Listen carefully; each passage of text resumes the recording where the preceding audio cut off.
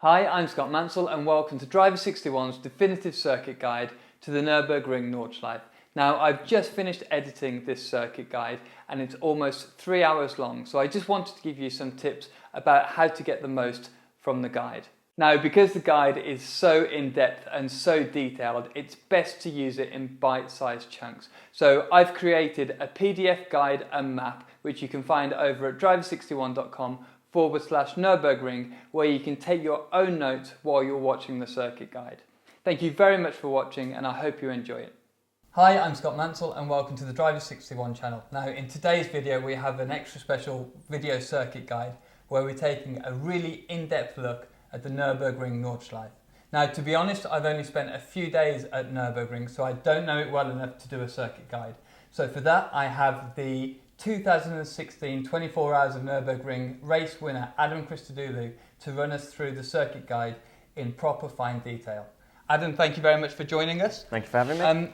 The Nurburgring is one of those circuits, probably one of the most famous circuits in the world, and lots of drivers love to go there. 21 kilometres long. It's a lot of learning. It's quite a dangerous circuit and quite difficult to learn. What do you think is the best way to go about learning the track if you're going there for the first time, or even if you've been there a few times but you want to learn it in good detail? It's one of them tracks, you've got to take your time. Your average circuit is up to 5 kilometres long, and this one, when it's running in the VLN or the 24-hour layout, is 25 kilometres. And this is what adds the additional danger, that people don't quite realise where they're going, or you get used to. There's a few sections where you're very fast and flowing and you can be doing 120 plus mile an hour, and then suddenly it comes into a hairpin or a very tight section where you're having to reduce the speeds of maybe 80 or 90 miles kind of thing. So it's just taking your time. If you get the opportunity to have an instructor, I'd recommend there's instructors that work solely at the circuit, yeah, and you can order them. There's plenty of track day companies there, and they've got plenty of instructors. If you get the chance, I'd recommend taking one of them, just because they'll guide you around. They always say your most dangerous period around the track is roughly your 6th or 7th lap, which you believe you know where you're going. Yeah. So an instructor will, one, make sure you're driving in a safe manner. There's certain rules and regulations, especially during the tourist fun track day. It's basically a toll road. So apart from there's no speed limit, there's still road regulations where you're only allowed to overtake on the left. And obviously in safe places, don't go dive bombing other cars into braking zones, because that's where there's bigger speed differences, different skill levels. So just be patient and take your time learning the place.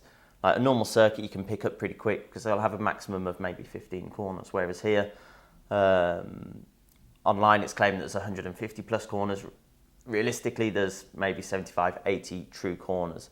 And so just basically take your time, and it's one of them that every lap you drive around there, more than likely you're going to get faster and faster anyway. So there's no need to try and break any lap records in your first 10 laps of driving the place. No, and as driver coaches, we're out on the circuit teaching people all the time. I always tell my clients, at least, that when you're trying to learn a track, you're actually better off driving below your absolute potential, because you give yourself more capacity to learn the real detail of the track, and then later on, once you know where the circuit goes well, you'll actually improve at a much quicker rate. Exactly, and in fact, another good point is to maybe go in a slower car than what you'd normally go in. So a lot of us teach in smaller road cars because it gives the driver more chance to absorb all the information at the track, where the bumps are. Everything just happens slightly slower, and you're able to actually push the car a little bit closer to its limit, just because it's not too fast for your ability of the circuit. Yeah. If you go there in your Ferrari, BMW, Lamborghini, you're going to be approaching some of these corners at possibly 150 plus mile an hour. Whereas if you're in your Clio or your smaller car, you'll approach it at a slower speed. You won't have to slow it down as much for the corner in comparison to its top speed. And it reduces the danger, but it allows you to process the information and to learn the characteristics of the circuit, and where there's certain cambers, where it's downhill, and even the blind crests, of course. Some of the blind crests you're flat out over them, and then others you need to brake and get ready to turn into a corner. So again, it's just about taking your time and just like in maximum laps you'll do in a day, it's maybe anything between 10 and 15 laps. If you do more than 15 laps, you're pretty flat out and you're going to be running out of fuel and tyres probably pretty soon. So just take your time, make sure you're well prepared, make sure if you're taking your own car that the brakes and the tyres and it's been serviced before, because it is a tough track on the car. Yeah, fantastic. So it's all about taking your time when you get there, really knowing the track before you really start to push yourself in your car. And if you can, take a slower car. Both Adam and I, when we take our clients to try and learn a new circuit, we actually go in road cars to lower that. It gives you more time to think, but it also lowers the grip levels lower, so it means that you can have the car moving around at a much slower speed, which is safer and easier to process. But aside from that, Adam, aside from when you get there having an instructor and taking your time, obviously we're putting this guide together today to try and help drivers learn a bit more about the circuit if they've not been there, but also if they've been there so they can see the details from a professional driver such as yourself. Now, is there anything else that you would do to prepare yourself if you're going to the Nurburgring? So there's lots of ways to prepare yourself. There's hundreds of videos online, and so it's finding ones that are similar to maybe the car that you're using, just so you can get an understanding of speeds and stuff. But also there's all the simulators and stuff that you can use. So typically, like as a kid, I was a huge Gran Turismo fan on the PlayStation with my controller and stuff, and so I used to play on Gran Turismo a lot, and the Nordschleife was on there on the game, and of course it told you what gear you had to be in, where to brake and stuff. And just from, I suppose, years of being a kid playing on the game, I felt that when I went there, I was a bit more prepared than if I'd just gone there with a completely blank canvas, and I felt that I picked it up very quick. And so it's one of the things on the Gran Turismo game, there was a section on there which was you could only do a fifth of the circuit, and once you got gold, then it would open the next section. And then you got gold, and then you could open up the next section. And then for the last challenge on that, you had to do the whole track within a certain lap time. And so I felt that by learning sections at a time, it actually prepared me better for when I went there racing. When I first raced there, I had no preparation of going on the sim, because I only found out the day before I was going that I was actually going there. So. And just bear in mind, like my first ever lap that I did, I was in a BMW M3 race car, and even that was beyond or too fast for what I needed. So like my first ever lap, I completed the lap, came in the pits, asked the team what the lap time was like, and they're like, don't worry. I was like, so I demanded what the lap time was, and they said, it's 12 minutes. I was like, right, okay, what's a good lap? They're like, 9 minutes. Literally, I couldn't believe that I was 3 minutes off the pace. Like that is, in racing terms, that's like 10 years. So normally you're fighting for tenths of a second, and I was 3 minutes off the pace. My next lap, I took a whole minute off my time. And then I took 30 seconds, and then 15 seconds, and I just chipped away at it during the whole day. And by the end of the day, I'd completed 10 laps, and I'd got down to a 9:15. And that was it. It's like my first laps were terrible, just because I'd brake in places where I didn't realise that it was flat on the other side. But of course, with the brows and stuff, the fear factor comes in, and it's better that it does, because safety factor. Yeah, exactly. So it slowed me down, and then of course, as I learnt the track, I was able to improve my time. But I've had 20 years of racing experience, so I'd like to think that I'd be able to learn the track a lot quicker than people that are going there for their first ever time and that have maybe only been on 1 or 2 track days. And also, from fine-tuning my driving, I always knew to prepare myself going a little bit slower and to get the faster exit. But obviously, once I believed it was safe, which I think is very important here, because of course, the track is known as the Green Hell. It is not forgiving at all. You see, unfortunately, a few horror stories and videos online of people touching the grass, hitting the barrier, and that's their day over, and that's the reality of it. So it is better to take a calm approach and just build it up as you learn the circuit. Okay, great. So get an instructor, try and go in a slower car, and play Gran Turismo as the 2016 24-hour race when it did. Obviously, things have progressed with simulators now, and they're a lot more detailed laser scan circuits. Nurburgring's been laser scanned, so they're probably a little bit more beneficial. But I think the main advice there, to chunk it down, drive below your ultimate potential speed, so you absorb as much information as possible, is the right way to go about learning any track, especially the Nurburgring? At the Nurburgring. In fact, there's plenty of companies that rent smaller race cars and road cars. Like there's a company out there that rents out the Suzuki Swifts, and people are flat out the whole day just learning the place, and it's just a great opportunity to absorb everything that's going on before you eventually maybe want to take out your faster car around the track. Yeah, I think that's a great piece of advice, is to go there definitely in a slower car. Now, if you've seen any of Driver 61's other circuit guides, you'll know that they are very in-depth and they're quite long. And it's going to be the same for this Nürburgring tutorial with Adam here. So my advice in terms of how to use, and we'll list the chapters below, we'll list each section below so you can jump between them, but use it in chunks, try and learn or revise part of the circuit in chunks, and that way you'll learn it, because to sit through this whole guide in one go, it's a lot of information to take in. Okay, so without further ado, let's jump into the video and get into the Nürburgring Nordschleife Circuit Guide. Okay, so here we are on board. We have Anthony Dunn's video here with Michael Vergers driving a Radical SR3. Now, Michael actually broke the Nordschleife lap record in 2009 with a lap of 6 minutes and 48 seconds. Now, the reason that we are using this video is because it's got a nice wide view of the circuit, and when Adam's explaining the fine details about the video, we can see all of the bumps and the cambers and the curbs in good detail. So Adam, without further ado, let's jump into the footage and really get into the details of the Nordschleife. So here we are, right at the starting gate of the tourist farm. So this is basically it's a toll road. So you're going by your 1 lap pass, your 10 lap pass, or even your monthly or seasonal pass. And you're able to go onto the track, swipe in. It's got to be in a road registered vehicle, so you've got to have a registration plate on the car. So they'll have road registered this Radical. And basically it's German road rules, so you're only allowed to overtake on the left-hand side on these days. No dive bombing into braking zones. Just obviously be very careful of people around there. You don't know their experience or how fast their cars are, and different cars have different abilities, the same as different drivers. Here we are at the start of the gate, so they'll have already checked in, and basically just take it nice and steady as we make our way onto the circuit.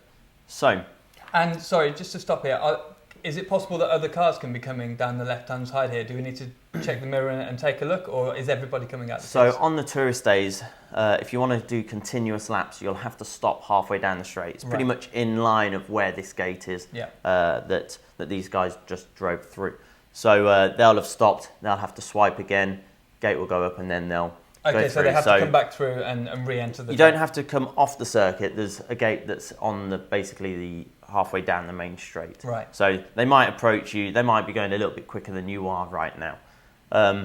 But just be aware, there might be a car coming alongside you on your left-hand side here. But they won't be doing 160 miles an hour. Exactly, yeah. So the speeds will be fairly similar, hopefully. So the Radical car that we're in is... it is a race car. They've got it road registered, so it is going to be extremely quick. Very lightweight, great power to weight ratio, and it's got some downforce as well, which is also good for this kind of circuit with some very high speed corners. We're on the Dottinger Hohe at the moment, which is the big 3.5 kilometre straight. So we're at the final third of it, and we'll be heading towards the bridge, which goes into Tiergarten. So this part of the lap, normally you'll be flat out, obviously keep an eye of your surroundings. We're at the Bilstein Bridge. Just be aware, this kink at high speed suddenly becomes quite a corner. So depending on your car and depending on the day, just be aware that, especially if it's wet, that you'll find yourself running out of track very soon. So the Bilstein Bridge is a good reference in terms of when the kink's going to come up after. So we've got where the Clio is at the moment is generally a good position to be. So normally it just opens up the corner for going into Tiergarten. In the bottom of Tiergarten, you'll have to set yourself up for when you're braking in the compression. So obviously Michael's coming over to the left here just to just overtaken. He'll now widen the track up. You want to be nice and straight as you can, so that whilst going into Tiergarten and through the next section of corners, that you're not upsetting the car. There's a little bump here right in the middle of the compression. I was going to say, so it looks like there's some compression coming down here. Do we have to take that into account if we're going quite quickly? And I guess in most cars, is this a lift or a brake coming into here? So if you've come out the tourist entrance, you might just have to have a little check up on the brake. Yeah. If you're coming off the main straight, then obviously you will need to brake at this section. In the GT3s, we can just about do the first part of it flat out, and then we have to brake anyway. But we've got downforce and we've got big slick tyres, huge brakes as well. In a road car, you're going to have a lot more movement on road tyres, generally softer suspension. So do take it easy. So right now, we've gone into the compression, the car's loaded up, and then it will start to go light as we come out of the compression. Just sorry to interrupt. It looks like there aren't too many references in terms of picking a braking point here. Are you doing that more off the feeling of the compression of where you are in the track, rather than picking a mark on the wall or yeah? Something So like you can see where the track goes into the compression. So roughly around there, you'll have your straight wheel. Obviously, if you've got any load in the car, if you've got any steering input, then obviously when you do brake, you've got a good chance of the car moving around. So your brake, it's not a hard brake, it's a soft brake, and you'll load up the braking a little bit just to settle the car. If you have a big hammer on the brakes, then you've got a good chance of a huge amount of movement. So generally this track, you don't have massive major braking zones. A lot of it is slightly softer application, just so that it gives the car, or it gives you a bit more notice of what the car's going to do. Okay, so coming up to here, we want to have the steering wheel as straight as possible, nice and smooth on the brakes, so we load up all the weight nice and smoothly, and that puts you in a great position for the next section. So going into effectively turn 2 on the Nordschleife tourist Varn lap, we are aiming for our first apex, which is going to be here.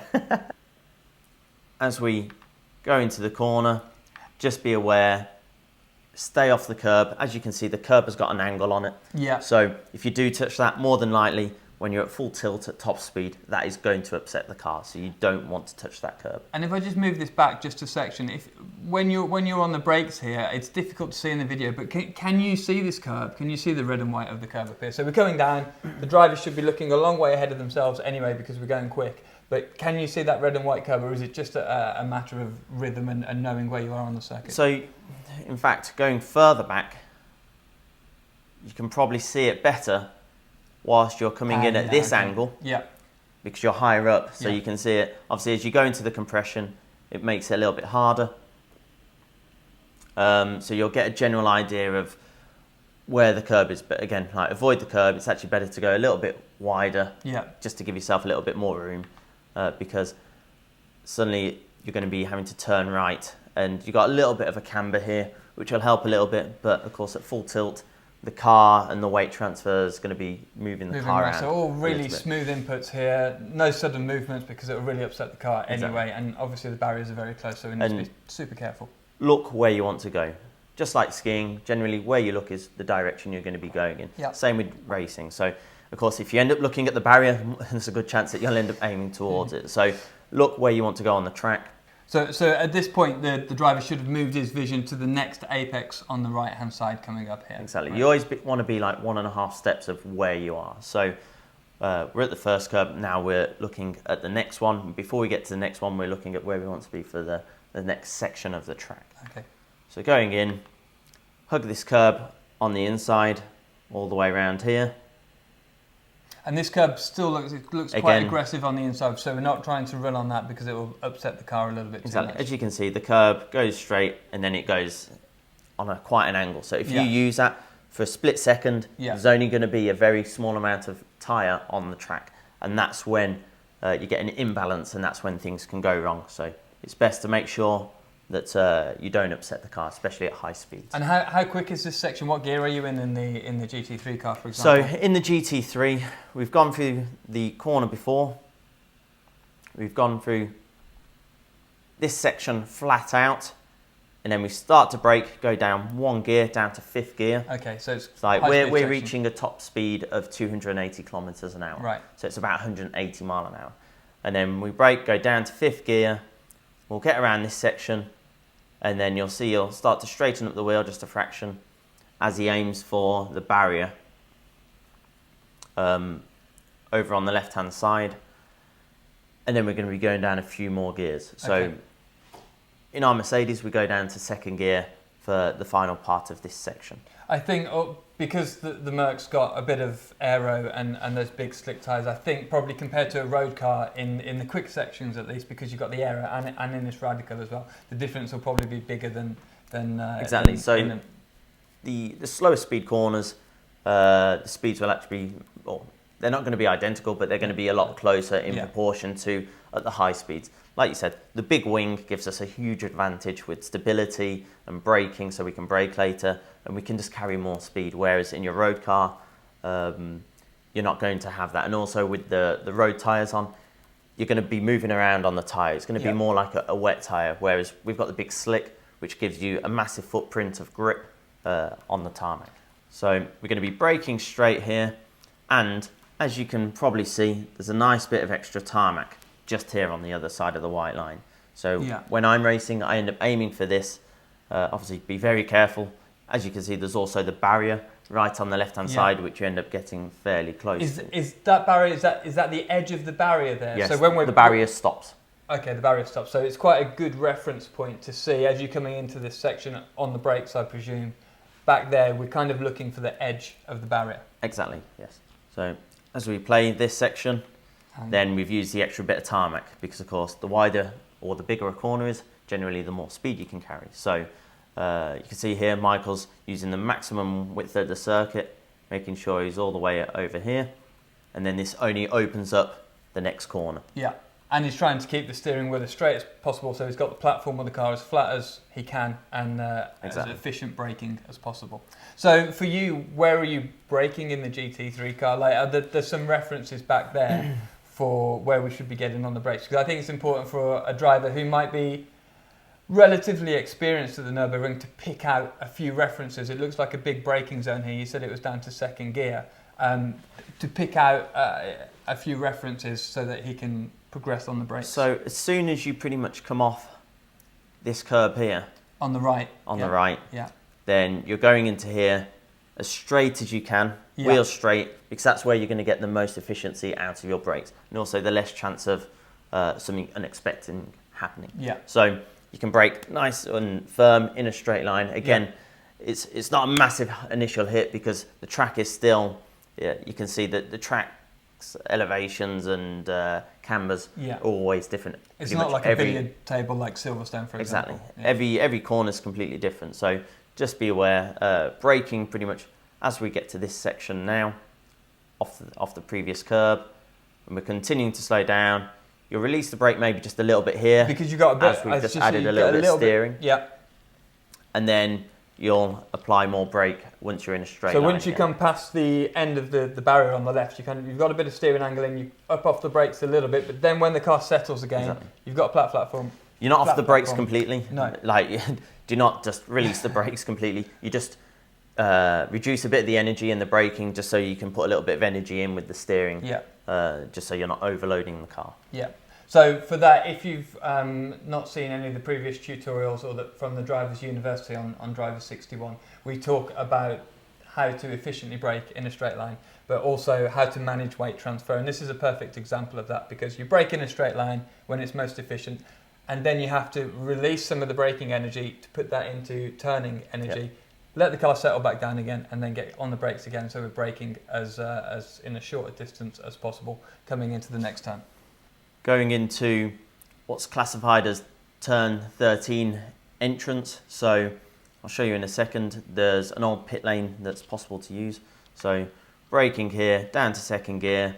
Depending on your car, some cars are great at absorbing curbs. So this one now, because you're in roughly second gear, you can actually go up onto the curb. The radical is extremely stiff, and because of its aero, it's actually better for it to remain on the tarmac, on the actual track, and use the grip that it's got available. If it uses the curbs, more than likely it's going to rock over there. If you've got a car with softer suspension, you'll probably get away with being able to run the curb. So if you're in a track day or road car, there's a likeliness that you could use a bit of the curb here on the apex of turn 13. Obviously, be aware, if it's wet, then any white lines, any curbs, painted areas are going to be extremely slippy. And so generally in the wet conditions, you avoid all curbs and all of the painted marks, just because there's less chance of error or risk. So he's hugged the curb, And what this is doing is this is opening up this corner here. So we've got a left-hander coming up. So it's going straight into a left-hander. Yeah. There's a very short straight in between, so he's figuring out how to get the best exit into the next section of the track. So there's two layouts coming up here. So on the tourist day, you'll go around the next section. He's kept it to the left here to open up the final corner of this little complex. Okay, so sorry to interrupt. All of that section through turn 13, the next left, and then into this is all focused on this section, it looks like, because the exit of turn 13 was compromised. We're not using all the road there, then we're not using all the road through the next left in terms of getting the car in the right position for the next right-hander. Exactly, so we've made sure we're all the way over to the left for the final part of this section that then suddenly opens up.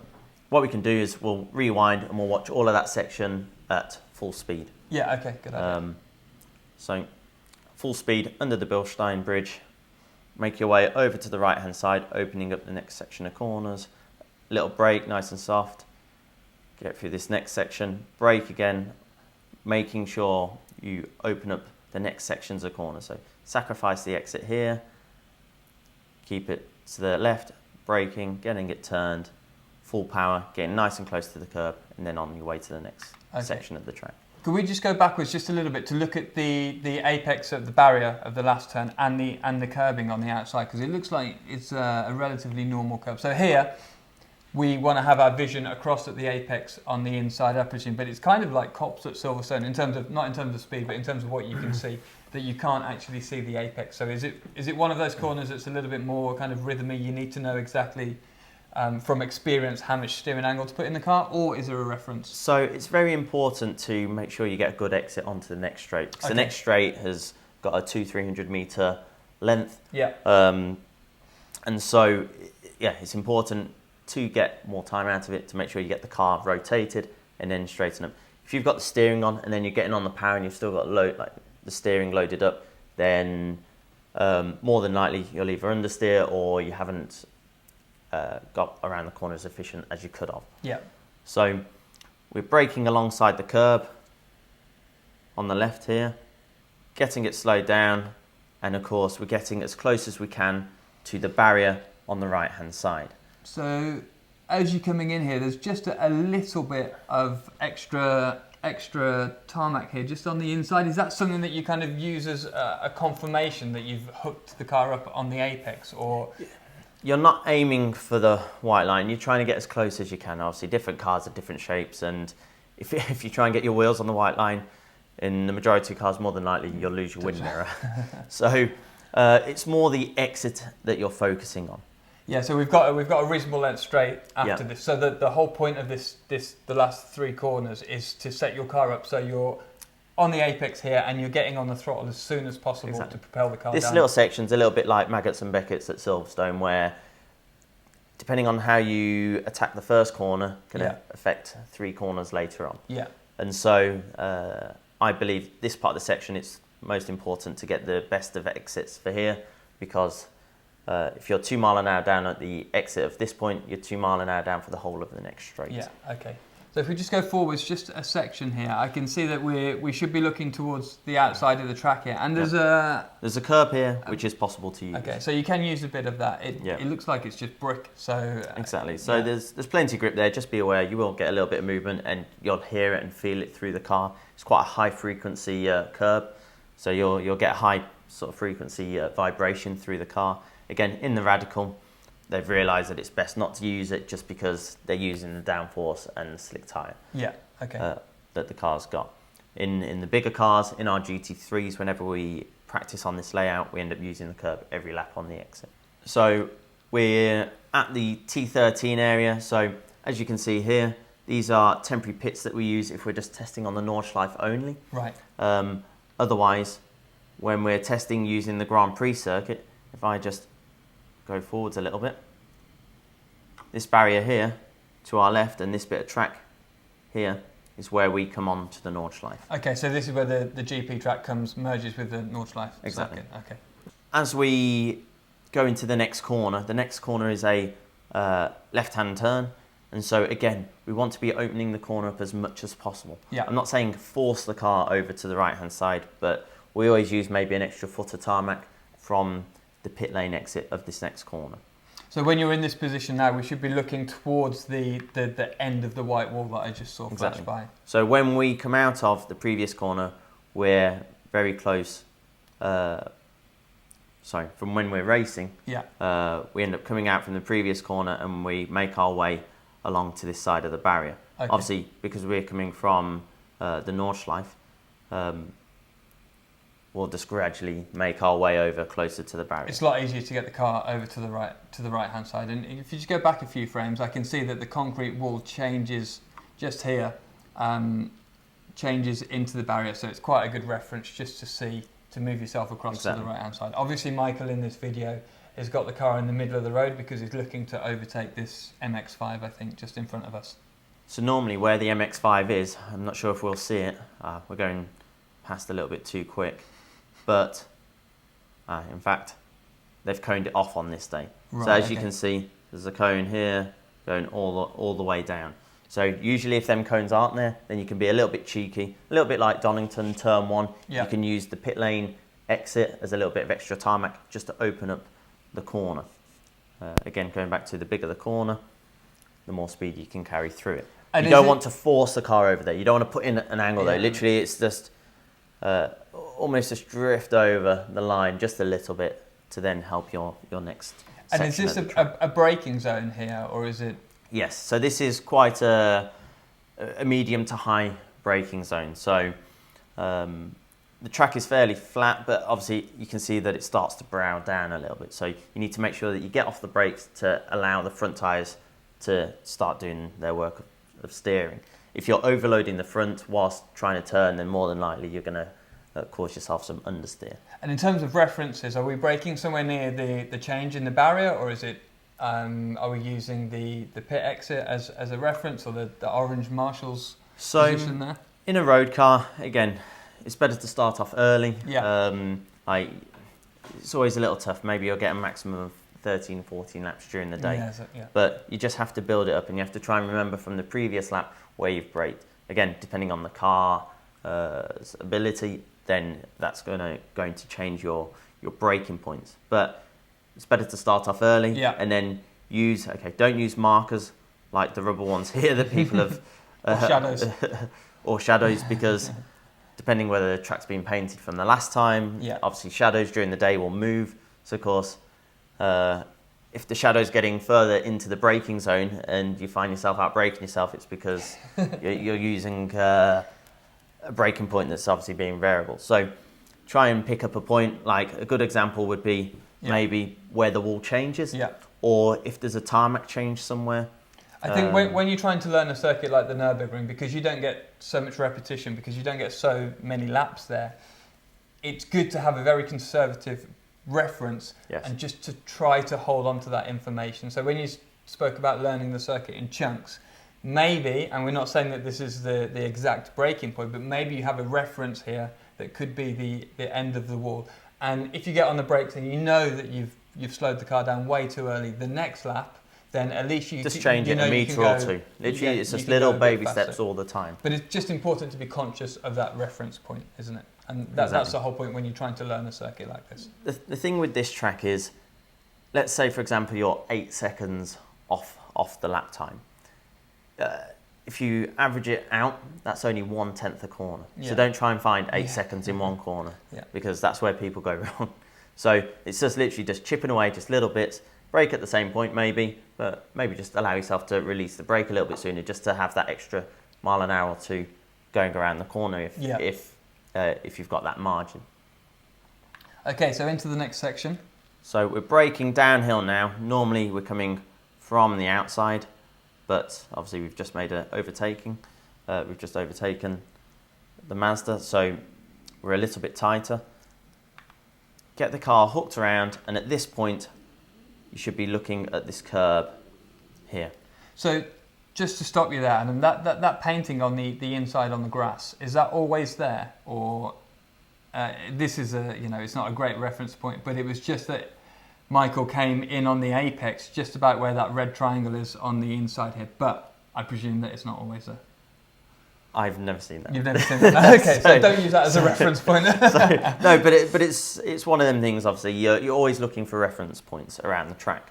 But this might have just been after an event, so it might be there. Of course, the next time you go, it might end up being 2 meters further down the grass. Yeah. And so, again, it's one of them. It's a little tough to... You've always got to reset. Every time you go back to Nurburgring, you have to reset all your braking points and your markers because they might have re-tarmac the place. Yeah. Like over winter, they always do big refurb work around the whole track. So even when I go back for the start of this year, it's going to be different to last year. Last year, they did some big work at Flugplatz and Pflanzgarten, where the cars have a good chance of taking off. They've smoothened off all the bumps there and they've made it a bit more shallow because of an incident that happened a few years ago. Yeah. And they're constantly making the place safer and better. So just be aware there's always going to be changes. Okay, so sorry, don't use my painting reference on the inside. Use your vision, look all the way through. It looks like quite a good corner to be able to actually visualise your line all the way through the corner. You can actually see a little bit where the rubber is on the inside, but you can see that. Look forwards towards the exit curve. So this is a great corner, really rewarding. And because it goes downhill as well, when you do get on the power, if the car's rotated the right amount, then it'll slingshot you down the hill. So again, getting close to the curb, but look at the angle of the curb. Depending on whether you believe your car can go up it or not, just obviously be aware. In the Radical, because it's got the stiff platform, they've taken the option to remain on the circuit. It looks like quite a violent curve, to be honest, and I imagine the car's all loaded up on the outside here, so it must be quite uncomfortable to run on it. Sometimes you sort of run and you sort of brush up to it, and then it sort of like keeps you down. Yeah. But again, try not to go up it, because if your car does bottom out right on this peak here, then of course that's going to take the weight off the tyres, and there's a good chance that you could end up going in the wrong direction over here. So again, if it's wet, avoid using it as well. Yeah, okay, great. So we'll follow the track down the white line. We'll just open it up a little bit. This little kink is flat, and then we'll straighten up for this section. Right, so as you can see here, we're at the 2 kilometre mark. Yeah. There's an off camber going into this corner, so just be aware that it's going to try and drag us to the outside during our little break. So it's just going to be a fairly medium to soft brake, just get the car settled to then help you go into the corner. And what gear is this next right-hander? So normally we approach it in 4th gear and we remain in 4th gear. Here. So it's not a big deceleration? No, it's not a huge deceleration. It's just settling the car up, making sure that you're not going to be going in at full tilt and making the mistakes. So as we start to turn in, suddenly the camber comes back to us. Okay, so we generate some grip there. Exactly. So again, be nice and close to the curb here. So if I go forward, hug the curb, and as you can really see now, we're really in the camber. There's a lot of camber in there. But just be aware, if we're using the maximum width of the track on the outside, once we exit, the curb is very flat. In fact, it's actually a little bit off camber, so it could drag you there, and it's also the brick curb. Yeah. Sorry to interrupt. Michael here is not using all of the road on the outside, but that's because he's going to be overtaking this car coming up ahead. You would normally use a bit more of that road. Yes, exactly. So we'd normally use a bit more. Obviously, Michael's trying to size up the car in front, understand where he's going, try and read the situation. So as we go down the road, you can see, watching both of them, it's actually quite bumpy here. So where the gold car is now, the BMW, is generally a good line to be. As you can see, it's very tight. He started braking and he started to make his way to the outside. So basically just back here, we're kind of sticking somewhere near the curb, the inside curb, until it finishes, and then we're gently releasing the car. Exactly, yeah. So you don't have to hug the curb completely, because it's more important to be braking. If there was no car here in front of us, we'd be coming in at more of this angle. So we're braking for the next left-hander. So what you're saying is you kind of come around the outside of the left, because we need to get the car as straight as possible. Yeah, straight as possible. Get the energy out of it. Hit the brakes, down 1 or 2 gears for the next corner, and then the corner following it, we probably end up having to go down an additional gear as well. Okay. To roughly second or third gear, depending on your car. At this point, you can see that the track isn't very wide. There's not a huge amount of distance between the white line and the car, and then also between the car and the white line on the other side. So just be aware that if people are in the middle of the track, it's probably because they don't know quite where they're going, and they're giving themselves obviously their biggest margin possible. Yeah. It makes it obviously a little bit tough and adds a risk to overtaking. Obviously, Michael's raced for many years, has a lot of experience. He's read the situation, but it's always better to be safe than sorry. Yeah, of course. You hear and see it so often. Videos end up on YouTube of incidents and crashing where someone's decided to go down the inside and the person on the outside hasn't noticed that they're overtaking and they've turned in for their apex and there's been contact. So, like I said, be safe. It's better to be safe than sorry. So moving forward into the next section, we should be further over to the right hand side, but obviously Michael's going up the inside of somebody. Then we've got this curbing on the left that I guess we're not using too much of again. Yeah, because the curb is quite aggressive here, we want to avoid it. We avoid it in the race car, and you should be avoiding it in the road car as well.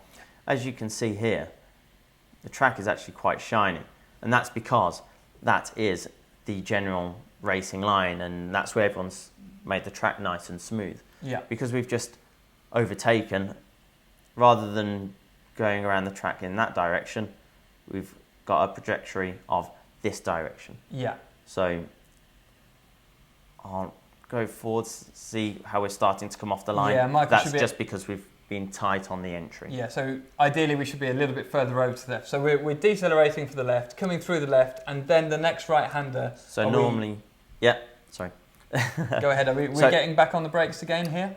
Yeah, back on the brake. So we've braked for the first section, released a little bit just to get some of the energy out, braked again, maybe go down one final gear for this section.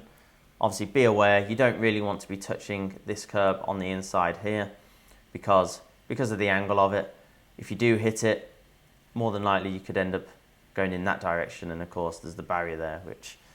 And in this section, whereabouts are you looking in terms of how far ahead? I can see that Michael's head's turned quite a reasonable amount here just to try and visualise his line through the next section of track. Exactly, so you always want to be looking at least a step and a half ahead. So at this point, I'm looking from my apex here to my exit to where I want to get to over here. Yeah. And so you're always trying to look as far ahead as possible. Be a step and a half ahead of yourself, basically. So as we go through the section, we're now back on the correct racing line. We'll stick with this curb for a little bit, and then we will start to open the steering. If you watch his hands, he'll start to open the steering a little bit now. You can see the G-forces have meant that Anthony's radio has obviously come off the Velcro of his helmet and ended up on Michael's lap. So Michael's in the middle of the road here. We're not using all the road on the outside. So again, depending on the car and the power you've got available, like in the GT3s, we're a little bit wider here. Okay, but because the Radical's a bit more nimble with not a huge amount of power, it doesn't need to use all of that road. Exactly. So we come back over to the right-hand side here, opening up the left-hand corner. So this is a great section of track. So from here, we can actually see the next 3 corners. So and in terms of deceleration at this point, are we on the brakes or are we heading in flat out? So we're on the power, we're easing off the power, and then we're back on. And literally we're modulating everything just using the throttle. If we need a bit more steering, we just ease off the power, just rotate the car a little bit more. Get nice and close to the curb, try and avoid using it. In fact, you can see we've just used the curb and how much it's unsettled the car. Yeah, you can see his hands straighten up just for a second as he comes back down off the curb. If we go a little bit faster through here, you can see how it's just bumped and he's had to react a little bit with the steering. Yeah. A little soft brake into this corner. Depending on your car, the Radical will end up going around the curb, but if you're in a bigger car or you've got softer suspension, you can get away with going up and over the curb. So there's a real sweet spot. And you can end up riding around the top of the curb, like on a bit of a platform, and then you'll make your way down on the other side. And when you come back over the other side, you're calling it a sweet spot because it's smooth as you come back down. There's a sweet spot because if you go up it, sometimes you go up, glide across the top, and then you come down, and it feels like it's almost just one constant flow. if you get it wrong and it goes up and then you sort of bounce a few times and then you come down and it bounces a few times, at that point you're upsetting the car. So then it's probably better to go around the curb. In fact, we're just running one wheel on the curb. Again, we'll straighten up the steering wheel now. We'll have a little soft brake, and we've got a very open bit of the track here, so we can actually see a lot. So I'm looking at where I want to be on my exit. We're aiming for the apex just here, but I'm modulating my speed so I can understand where I need to get to and where I can start to open the steering wheel and get on the power for the final part of this corner. It looks like in this section as well, there's a bit of camber keeping the car on the inside here. Can you feel that when you're driving on the circuit? Yeah, so all of this section feels great. Like, because you can see it all, you can be quite confident here and you can sort of throw the car around a little bit. Obviously, make sure you're on the power, coming out the corner, nice and smooth throttle application, and straight with the wheel. And the camber here does help. As we're exiting, we've got the curb on the outside. So in the big cars, we can run up it and across it, and then obviously come back down towards the end. We'll stick with the white line just for a little bit. Right. Obviously, a car will accelerate at its best whilst all four wheels are going in the right direction. Yep. And so we'll just use that a little bit to our advantage before we make our way over to the So we're not in a side. huge rush to get back over to the left-hand side. We've got a bit of time to bring the car gently across, maximise the acceleration zone before we then come back over to the left. Into your braking zone here, if you're right on the edge, there's a little bit of a drop off, so we don't have to come all the way over to the white line. And where are you braking around there, Adam? Is there some kind of reference as a tree or something in the barrier? Or is it you're looking so far ahead that you're just doing it off feel and experience? It's pretty tough to say exactly where your braking point is. So going into this corner, obviously we can see it's very shaded. So if it's wet, just be aware that this will probably be the last section of track to dry. Yeah. And also because it's not high speed, it's not like the downforce of the faster cars is sucking the water out of the tarmac. Yeah. Also be aware, because of the trees, it makes it extremely slippy in the wet as well, because of all the tree sap and leaves and stuff that end up. It just doesn't get exposed to the sun or the wind that's coming through to dry the track. Exactly. So again, here it's just like a medium brake. Probably remain in the same gear that you've approached it in. Right, so not a huge deceleration zone, more just to settle the car. We're at the 3rd kilometre, as we can see, just on the side here. Don't be looking at that when you obviously, should be looking at the apex. Don't be looking at that. In fact, further around, obviously, there are signs. This kind of corner, you don't really want to be looking at the sign. You want to be concentrating on your apex over here. But dotted around the track are more signs with corner names on. Yeah.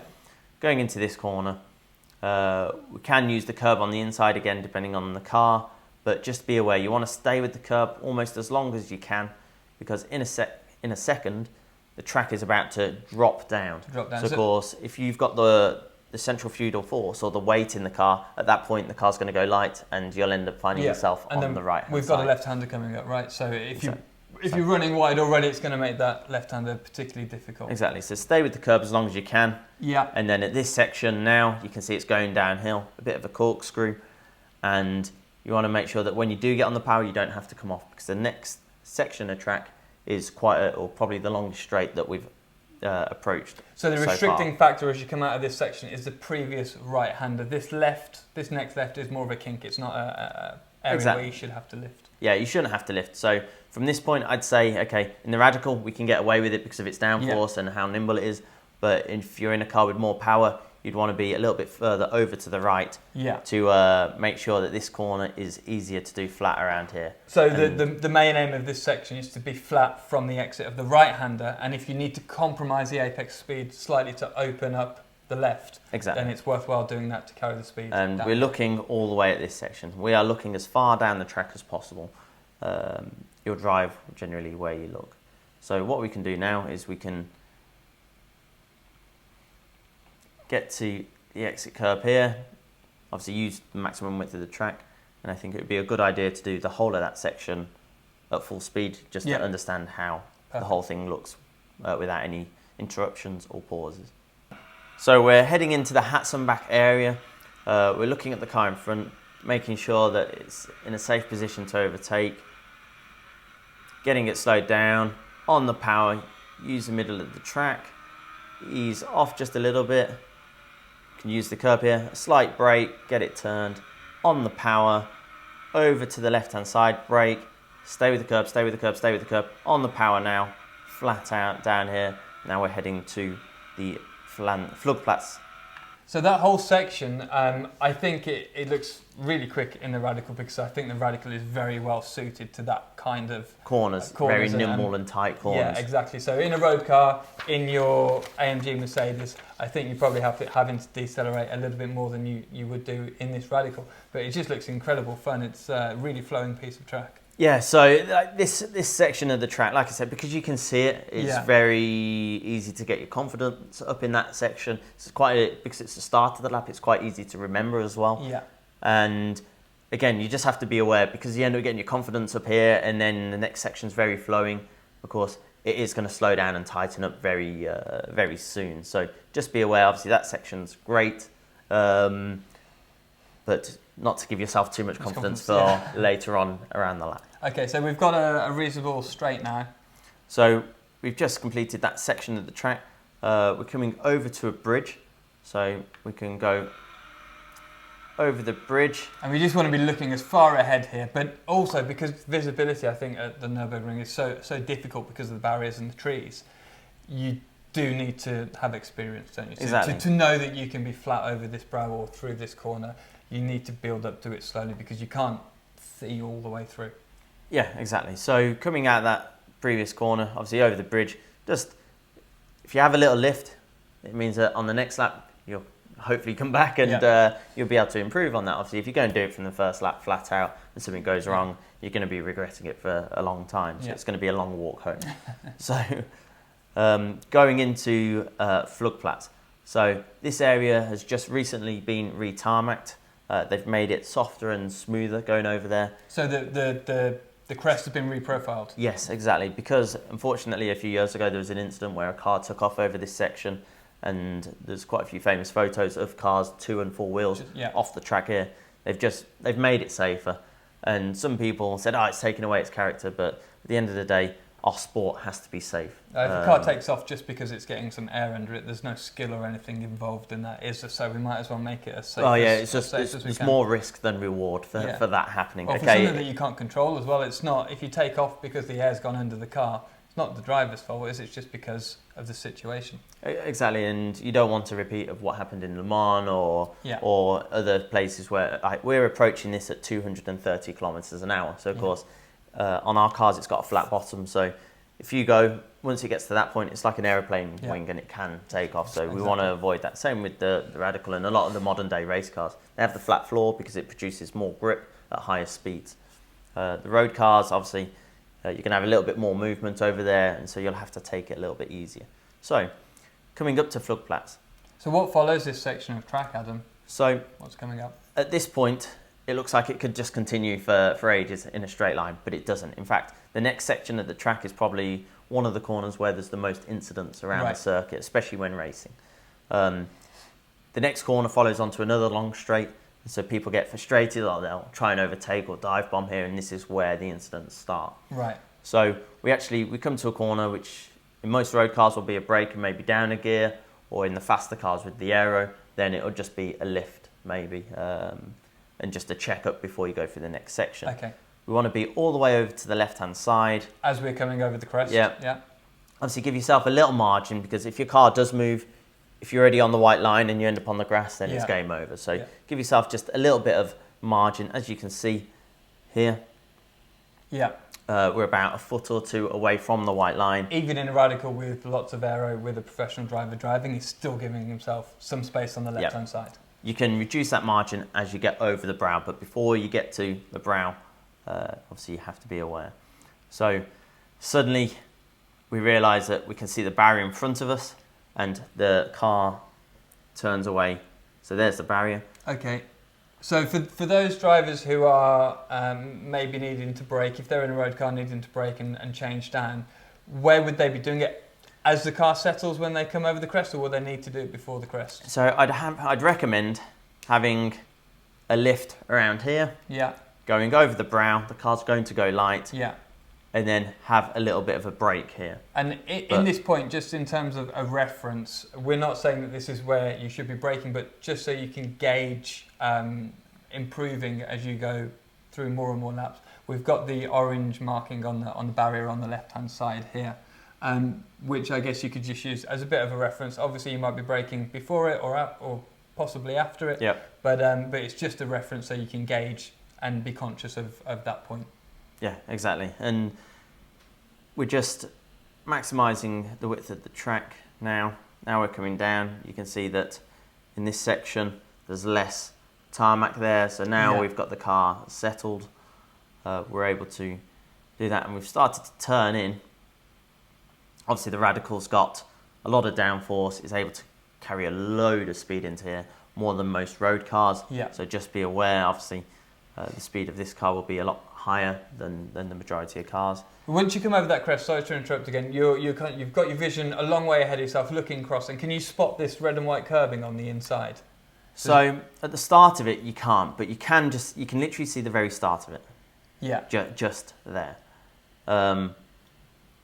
And you don't want to aim for it too soon. It's better to have a slightly later turn in and then hug it. So this corner's got two apexes. It's a bit like a 50p piece shaped corner. So we've got our first bit, and then we'll open up the steering. Again, you can actually see the two dark lines from where everyone ends up driving, where they've laid the rubber down on the track. We'll come out a bit, and then we'll make our way back for the second apex of this corner here. And I guess this is similar to some of the previous corners that we spoke about, where the line might be slightly different in the Radical than it would be in a road car or a car with more power or less grip, because you might square it off a little bit more in a high power car. Exactly, and so at this section you want to be looking quite far down the track. So once you've got around this curb, you want to pretty much be flat out, if you can be, all the way through the next section. Obviously, you've got to make sure the car's safe and secure. If you're in a car with a lot of power and not much downforce, then you might have to ease out the power a little bit through the next section of the track. But just to give you an idea, we're only at the 4th kilometre now, so we've still got 16 kilometres to go. And again, on the outside, there's a sign of which corner we're at. So the next section is very flowing. Just be aware, when you are coming out of here, if you put two wheels on the grass, of course, you can be doing speeds of 150 kilometres an hour plus around here. And of course, if you end up putting a wheel on the grass, more than likely, it's going to end up in disaster. So just try and be smart about it, and nice and smooth, nice and straight with the wheel. And the next section is very flowing. In fact, we'll be able to flow through this part of the lap now. Just very small steering wheel movements, using all the track. And in most cars, it's flat all the way down here, I presume. Yeah. So this section's flat all the way through. There's crests. And there's crests. But of course, when you first approach it, the first few times you'll end up lifting because you're unsure. And it's better to be unsure and to lift and be safe. And again, building it up. So now we're approaching a bridge. Again, quite a few cars can take off here, and it can be very tricky because it's just before quite a major corner and braking zone. So again, this is where you see the odd incident on YouTube and stuff from cars going off here. In terms of they're coming over the crest and getting on the brakes while the car's all unloaded? Or... Yeah, well, because going over this, you might have one wheel off the ground, depending on the weight distribution of your car. And so, again, when I raced here in the GT4, we had a lift before, and then we ended up having a brake on the other side. So we had to lift before this. So you lift, let the car go over the crest, and then when it settles, get back on the brakes again. Exactly. Obviously, this depends on the type of car that you're in and how quick you're arriving here, if it's aero or not. But it's just something to consider that, you know, a lot of people... Even different race cars have different braking points and lifting points around the track. Yeah. So the braking point could well be before the crest of the hill. Exactly. So that if that's the case, brake just a little bit lightly before the crest, go over the crest, and then brake again, just to get some of the energy out of it. So on this section of the track, as you can see, we go over the brow. I'm just going to stop it there. If you have to overtake here, going back to that crest, the hump here even though it looks less, is more aggressive than on the racing line. So if you overtake, you've got more chance of getting airborne there. Of course, if you're airborne, when it does land, sudden energy can cause a big reaction. So just be aware, if you are overtaking there, be super careful. I'd advise maybe to not overtake there if you can, because of course we're going into an extremely fast part of the track now. So sorry, just winding it back, I can see here that we're coming over to the right-hand side of the track. So about at the point that we come on the crest, we're just getting over to the right-hand side. Is that correct? Exactly, just the minimal amount of steering all the way through the previous section. Yeah. We're braking now at this point. We're braking again now, yeah. So it's a big braking zone here.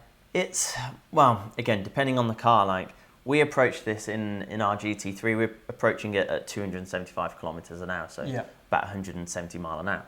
And we slow down to about 250, so we're only actually slowing down about 20 kilometres. But we've got huge amounts of aero.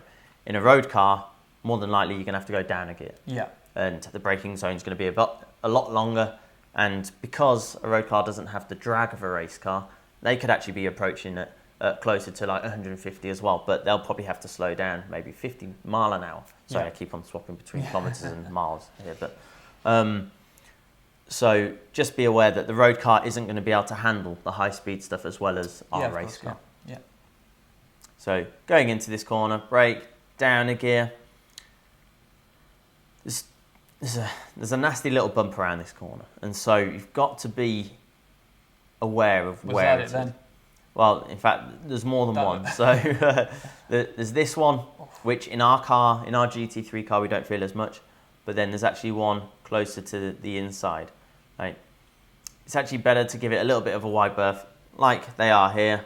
See, there's maybe a foot and a bit of margin, just because the closer you get to the inside, the more aggressive the bump is. So it's actually better in this section of track not to get too close to the apex, to the inside, so you don't go over that bump. Exactly, like the bump can upset it. It would just be like a nudge to the side, and it can upset the car. And what gear are we in here? Fifth in the Merc? We're in sixth, so we just leave it in sixth gear. So really high speed stuff. Yeah, really high speed stuff. And so we'll open up the steering a little bit. We'll come into the middle of the circuit, because generally the centrifugal force will pull us out. Yeah. The radical has enough downforce that he can keep it tight. Yeah. And then once we're in a straight line, there's a change of tarmac here, which I'm just trying to see if we can see it on this video. I think this is it here. Right, okay. And it's not that visible on the video, but I presume it's a bit more visible in real life. So there's a change of tarmac there, and we want to be braking before it, basically. Okay. But you're still using that as a reference. You can see it when you initially get on the brakes. Yeah, so we're braking actually before it. So we're braking before it, and this corner, depending on your car, is second or third gear. We change between the two. It's really in the middle for us. So depending if you're on new tyres, we might leave it in third gear because you can just carry that little bit of extra speed. If you're on older tyres, then you'll have to just check it up, slow it down a little bit more going into Aremburg. But whatever, it's a big braking zone. Yes, this is a big braking zone. You need to get the platform of the car flat, steering wheel straight, vision looking towards the curbing on the inside there, I presume. Yep. But get in the car in a straight line so we can brake as efficiently as possible. Exactly. So this is the corner. In fact, if it's wet here, just be aware. There's not much shade or shadows there, but the racing line here in the wet is like ice. Okay. So this is the only corner that I'm sort of going to advise that if it is wet, it's actually better to be on the outside of the track. Yeah, away from the rubber. Away from the rubber. And then as you get closer to the corner, you'll cross the line and go around the outside of the following corner. Yeah. So on the brakes, now this is a great corner. So we've got the camber, and even though it's second, third gear, it's a real good corner that gives you a lot of satisfaction if you get it right. It's about coming off the brake, and you don't have to necessarily get to the apex of the corner. You can almost remain around the middle of the corner all the way through the thing. So we're just trying to roll the speed into this right-hander. Exactly, and you want to be looking all the way over here. once you come into this section, we're getting the car in, we're decelerating, but then are we at a constant speed for a reasonable amount of time until we can see that exit curbing? Maybe for about a third of the corner. Right. You hold it at a constant speed because it is such a long corner. You'll hold the speed, and then as you can start to see the exit curb over here, obviously you're trying to get away and squeeze the power as much as possible, and you will start to obviously run towards the outside of the corner. Just be aware at the outside of the corner where the curb is, it's quite an aggressive curb, so if you go up it, it will unsettle the car a little bit, but you can run down the top of the curb because it's like a bit of a platform. Right, okay. Okay, So- it looks quite aggressive from so here. you And can with run- the car being loaded up so much, you can probably feel it quite a lot through the car. I Yes, suspect. exactly. So sometimes we'll run up to it and we'll sort of like use it as a bit of a ramp, but Yeah. we won't go on top of it. Now this section, another great section, downhill, we're going into Fuchsrohre, which I believe translates to foxhole, and it's just downhill all the way, and literally you straight line the car, and the track literally just moves from side to side whilst you're straight lining the And whole so of it. is it flat out, this whole next section? This is, yes. Yeah. So- Even in a road car without aero on So road the first tyres? part of it is should be flat out. So in fact, I'm going to run full speed through this section. So flat out down here, we'll open it up into the middle, and then literally the track just goes from side to side whilst we remain in a straight line. And the first section there, it looked like you couldn't quite see, but then it opens up. Is that right? Can you see through this section? Does it give you confidence as you're coming through there? So once you've got through the first bit, Yeah, this bit. I so this can bit, see of course, you can't see. So your first few laps, you're going to be taking it easy. In fact, pretty much where we are now, there is a bump. I don't know whether you can see their helmets just going up and down as they go over that bump. Yeah. But if we play at full speed, Yeah. there is a bit of a bump there. So, like for us, we sometimes just bounce into the limiter because we're so high in the revs at that point. For us, sometimes we short shift. Yeah. If it's wet here, be extremely careful. Yeah. As you can see, there's loads of trees all the way down here. So all the tree sap and all the shade and shadow makes this section really slippy in the wet. Yeah. Yeah. But in the dry, is it reasonably easy to be flat, even in Yes. your 600 horsepower Mercedes? Yes, it is. Yeah, so we're comfortably flat all the way through here. Very little steering movement. So the vision's really key down here because Yeah. we're going super quick, need to be looking a long way ahead of ourselves. So at this point, we need to start setting the car up correctly for the compression at Fuchsrohre. So we end up keeping over to the right-hand side a little bit. Almost until the end of the curb on the right, the entry curb on the so right. usually we'd stay maybe just a fraction more radical. We're getting away with it because Right, of it, because the amount of aero and the lightness of it. Sorry, Adam, could you just go back so I can see exactly? So you're saying that at this point where we've got a bit of a reference in our peripheral with the curb on the right. Yeah, so I'd want to keep my wheels going in that direction. Okay, for a little bit longer. Just a little bit longer. Okay. Just because then when we do get into the compression, we're not turning as much, loading the car up and then going in the compression where we can have a reaction. And is this a corner in terms of, do you need to decelerate for it or is it flat? So in the GT3 cars, it's flat, but I've been around in a Golf, for example, and it's not. Right. Because, of course, down here, suddenly you've actually picked up a load of speed because it is so steep downhill. Yeah. You've picked up a lot of speed, and without any aero and with road tyres, you do have to have a check up here. Like, Okay. when I say we're flat, we're on the limit flat. Yeah, it's not easy flat. And that's because we've got slick tyres and aero. So in a road car, do not attempt to do it flat. Okay. It's a bit like Eau Rouge at Spa, where people claim they've done it flat and there's no chance they've done it. Unless you're in a single seater or something with a huge wing. Or something with 27 horsepower. Well, yes, exactly. So we're coming down, we're coming into the compression, and again, we're looking as far around the track as possible. You can see where the compression is just here, and then it starts to go straight And back is that up. where you're bringing the car over to the left? It looks like there's a little bit of a kink in the track. I don't know if There that's is. just a video. No, it's right. So there is a kink there. So we're coming down, and if we've come at a slightly wider angle, then it means that we're straighter through the compression. Yeah. And we want to be aiming for this section up here. Okay. But you do not want to be on the curb on the outside. If you touch the curb on the outside, more than likely it's going to be game over. So can I just go back a few frames? I just wanted to point out that when you're coming down to this left-hander, from this point, you're saying the car should be a little bit further over to the right. The Radical can get away with it because it's got so much grip. But from here, it looks like there's as a visual reference in terms of what we're aiming for, it looks like you can see this kink, and that's what we're bringing the car towards. Exactly. And so we'd normally be coming from this angle. Yeah. Just to make the compression, we'll just have less steering through the compression. Okay.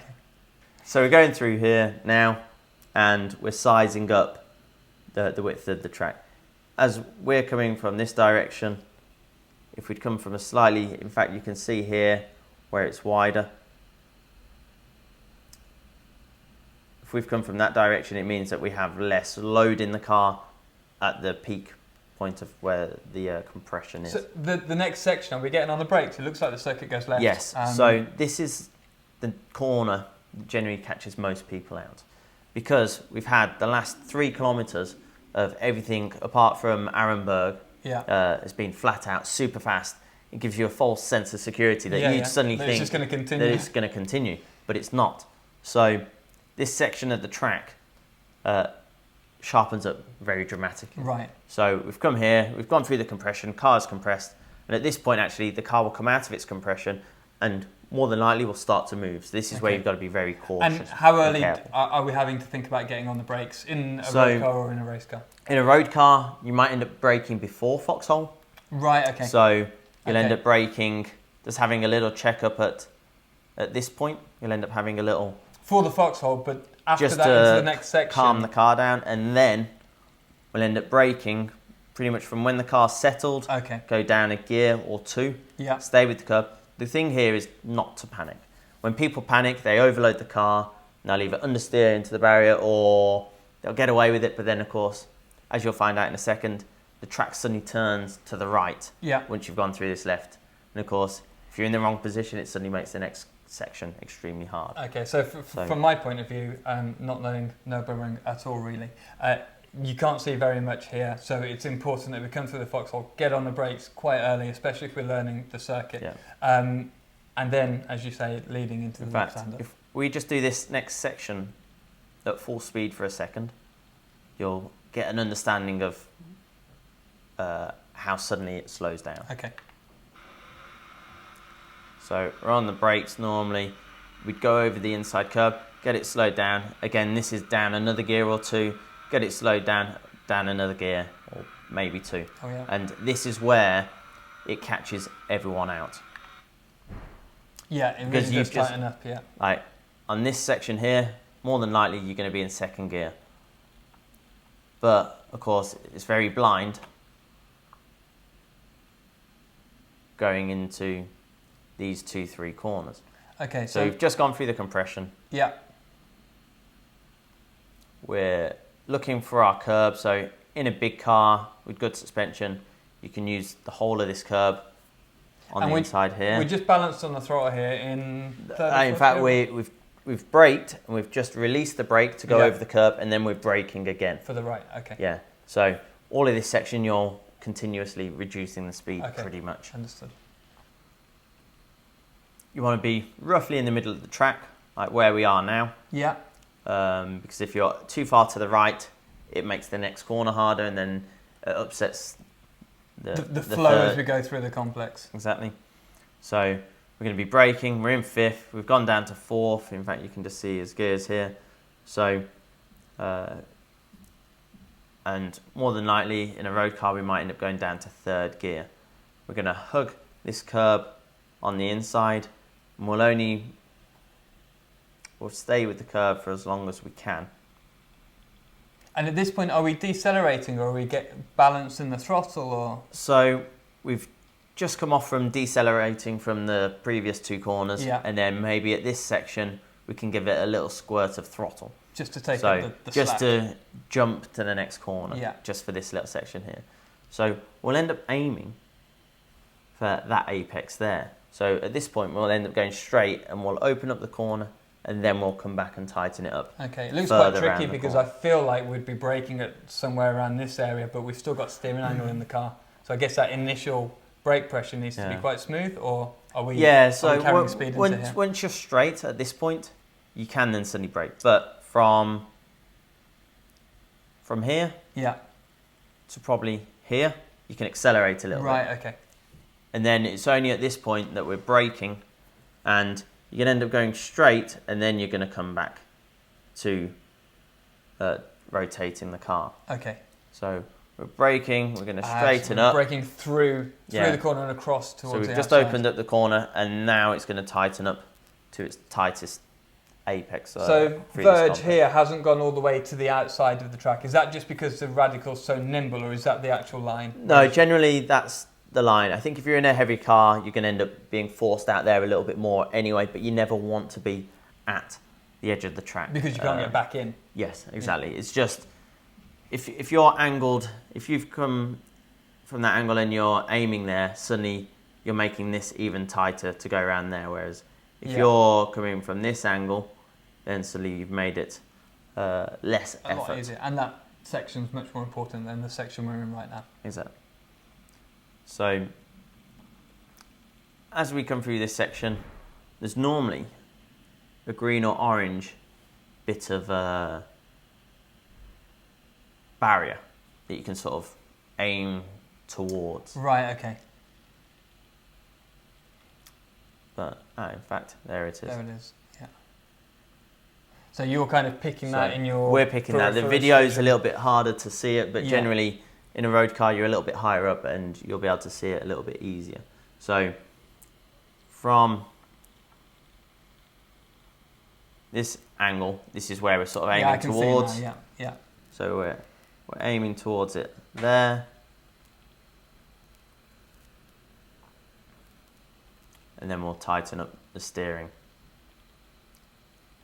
at this point. So obviously this is the slowest section. Yeah. A little bit of power in between this apex and the next. And then as you come off the power, it'll actually help draw the front of the car back in, because suddenly you've gone from the car squatting to a little bit of pitch. Yeah. And it'll just help rotate the car. So generally you don't have to brake here. Okay. I'd avoid using the curbs on the previous corner or this one here, because more than likely, because of the how aggressive it is going onto it, it'll more than likely push you off.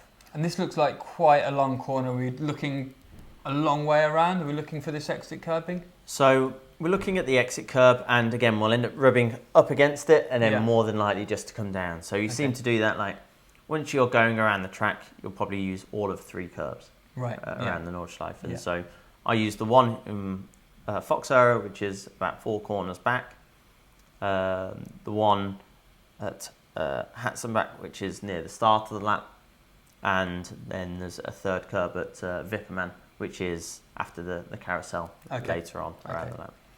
So moving forward, what's coming up next? So the next section is on the power, and we'll go into the middle of the circuit. Again, just nice and steady.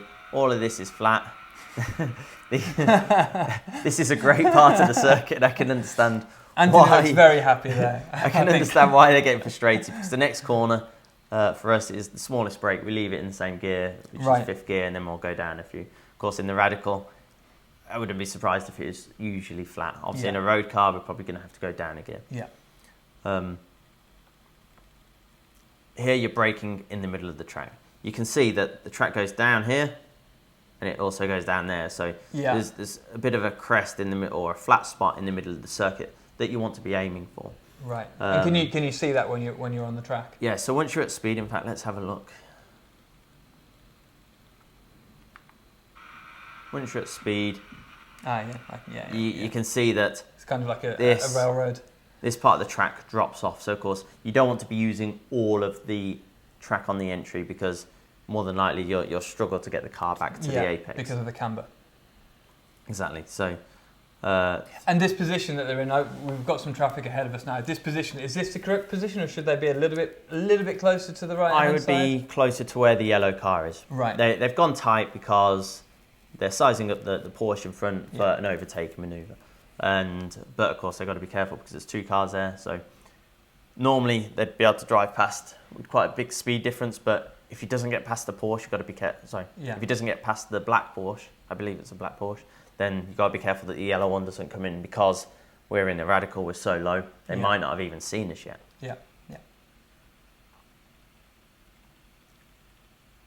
So it looks like the yellow car has seen us, so that's fine. And we're on about the right line here. It looks like it's a long corner. Ignore the artistic work on the track.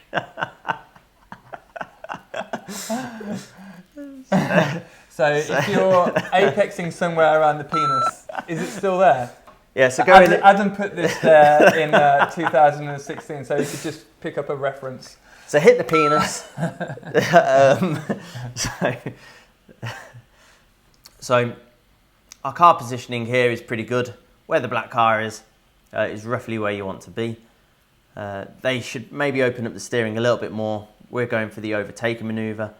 And usually down this section you want to have a straight wheel for your braking point into this section of the track. So might you take a slightly wider line, just a little bit wider through the left, so that you can get the platform of the car flatter before you get on the brakes of the next section? Exactly. So we're now in the Metzgesfeld section of the track. So braking, usually maximising the width of the track. Just be aware, obviously, if you do brake or touch the grass, you've got a good chance of going straight on, and it's the Nurburgring, it's not forgiving. It's a big braking zone, Adam. Are we? Yeah, so we're going to be going down maybe 2 gears. Okay. And the next section is a chicane. It's quite a relaxed chicane. We've got camber going through both parts of it, so you will have a bit of a crossover from one to the other. Right, okay. Again, you can see where the track is darker here, from where it's used so often. We're braking, we're releasing, we're getting the car turned in, and you want to be looking around the corner as far as possible. And you'll stick with the curb, you'll stay with the curb. It looks like we're making the curb actually quite a long way through what I would say was the corner. If you just go back a little bit, Adam, like it looks like you can see, if you look where the barrier is, just here on the inside as you're coming through. Just go forwards a second. Like as you're coming in, can you be using this as a kind of general reference as to where you just want to be staying on the curb until on the inside? It's very open here, so you can actually see quite far around the corner. Yeah. And so you use that to your advantage to understand where you're going. You want to stick with the curb. Obviously, the barrier's closing closer to the track. Yeah. And we want to be pretty much staying with the curb for as long as possible. Almost until the end now. You can Almost see it until the end. by. And then now it's flat, and now we're going to be cambering into the next part of the corner. So we've gone wide, of course we're going to make the next corner sharper, and it's going to drop off. So you've got to be aware that it might not be flat. So where would you position the car? So I'd position here, or maybe half a metre over to the left in a heavier car. So we're talking a quarter of the track width away from the right-hand side, basically. Exactly. So this next section is going to be going downhill in a minute. So we'll stick with the curb, stay with the curb. Don't go too far to the outside too soon. And that right-hander, is that an acceleration zone? Are we flat through there? Once we come through the left, are we back on the throttle? And then yes. Yeah, you're back on the power. You might have to ease off as we go through the right-hander and then squeeze back onto the power to go down the hill. So we're now going down the hill. This is a crest. We can't see the apex. And literally once you get to roughly where these boards are, you're going to start marking out your braking zone for here. So you'll remain braking down the side of this white line. Okay, and is it a big braking zone, this one? Yes, because it's downhill and you don't realise how steep this part of the track is. So this corner is second, third gear again. So right, okay. But we'll probably approach it in the high end of third or maybe the bottom end of fourth gear. So we'll be braking down here. It's a corner that you'll always feel the ABS. It's like the tarmac for some reason just isn't that grippy on this section of braking zone. And so you'll stay nice and wide, and we're going to be opening this corner as much as possible. So we're in Kallenhard, which is a great corner. Again, it's got the camber. In the wet, you want to be going all the way around the outside of it. Right. Just be aware, in the wet, it's super slippy here. Again, because we've got all the trees on the outside, that cause obviously the shade, and also the tree sap makes it extremely slippy. But to start off with, we'll end up roughly in the middle of the corner as we're going through, and then towards the end it's a very late apex. So as we start to make our way back, we'll start to notice that we can see the curb on the outside of the track as well. Okay. So It looks really difficult to actually see anything through this section because the inside barrier's, again, quite close to the circuit. So it's, for me, it looks like a lot of people could try and turn in too early there. It's very easy to turn in. It's very easy to turn in early. It's one of them corners that invites you to turn in early. But that is the wrong thing to do. If you turn in early, then it just means you have to over-slow it, or you'll just end up with a load of understeer. But again, we're always looking for where the exit curbs are. The exit curbs give you an idea of when we can start to get on the power for the majority of the track. Again, getting to the curb, slightly softer than some of the others, but we can ramp up to it and come down. So I'm not saying go on the top of it, but just use it, and it'll just sort of stop you going on top anyway because of the angle of it. Yeah, okay. This next section I think is brilliant. So we're going to open the car up. We're going to be going into the middle of the track. Okay. And this is one of the corners which a few drivers have a few different names for it. So I call it Piff Paff, but basically it's a fast chicane, and it's got a bit of camber going through both parts of it. But we still need to decelerate as we're coming into it? So yeah, we're accelerating hard going into it now, and in our GT3 car we just have a lift. Right. Some smaller cars you might have to have a little brake, but just be aware we are going downhill, and we're always going to have some kind of steering input in. So just be careful not to brake too suddenly because it could upset the car. So it's a bit of a soft application on the brake just to get the car settled, and we want to be going in looking at our first apex. Again, be aware if there's shade here, it can actually make it very hard to see where the apex is. Yeah, I can see that. In fact, this is not too bad compared to how it can be. Sometimes there's shadows literally going all the way across the track, and it makes it really hard to see because you've come from a very light section of the track. If it is like this, can you pick out the curbing on the inside? I can see Michael's head's actually turned quite a lot to the left-hand side. So all the way back, a bit earlier than we are in the video, we should be looking out for that curbing. So yeah, we're giving it a wide berth here. So we're coming in, we're looking at the curb, and we're getting it scooped in. Get as close as you can to the curb, but do not use it. If you use the curb, it is only going to upset the car. Right. And if you do use it, you'll end up on the right-hand side, and more than likely you could end up, in fact, you can see the bump there. There's a big bump, yeah. Just got to be a little bit careful of that bump. Just got to be careful of the bump. Yeah. Like, a lot of cars actually do bottom out. We bottom out through this section of the track, and you don't want to be going wide because then it'll only offset you for the next corner. So you want to stick with the camber a little bit, open it up, and then get through the next section of the track. And I just noticed there, if you just go back a few frames, there's a white thing on the inside. Is that always there? Because it looks like you could possibly use that as a reference from the previous left-hander. To be honest, you can use it as a reference, but I'm normally focusing on the curbs of where you actually want to be because, again, with it being shaded and stuff, it can be a little damp there, so you want to make sure that you're not going to be running onto any of them damp sections. If we run it at full speed, in fact, let's run it full speed through the last 4 corners, and you can get an understanding of where we're going to be looking. So we've just completed our overtaking. To the left, stay with the curb, flat through here, on the power, keep going, hard on the brakes, remain on the brakes for a long time. In the middle of the track, get to the apex near the exit. Open up the steering over to the right, over the bump, you can see it, and then we're going to be on the brakes here. So when we brake for this section, again, it's not a sudden stamp on the brakes because we've still got a lot of energy in the car. So it's we're sort of ramping up the brake pressure and then we're coming off. This corner, again, a great corner. It's called miss, hit, miss, and it's pretty self-explanatory. You miss the first apex, you get the second apex, you miss the third apex. Right. It's 50p piece, like shaped. Okay. You'll use quite a lot of the track on the entry, maybe a fraction more, but we'll end up missing this section. We'll have to have a brake here, and we'll end up remaining in probably the gear that we've approached it in. Okay, which in the Merc is? Fourth gear. Fourth gear, so medium high speed.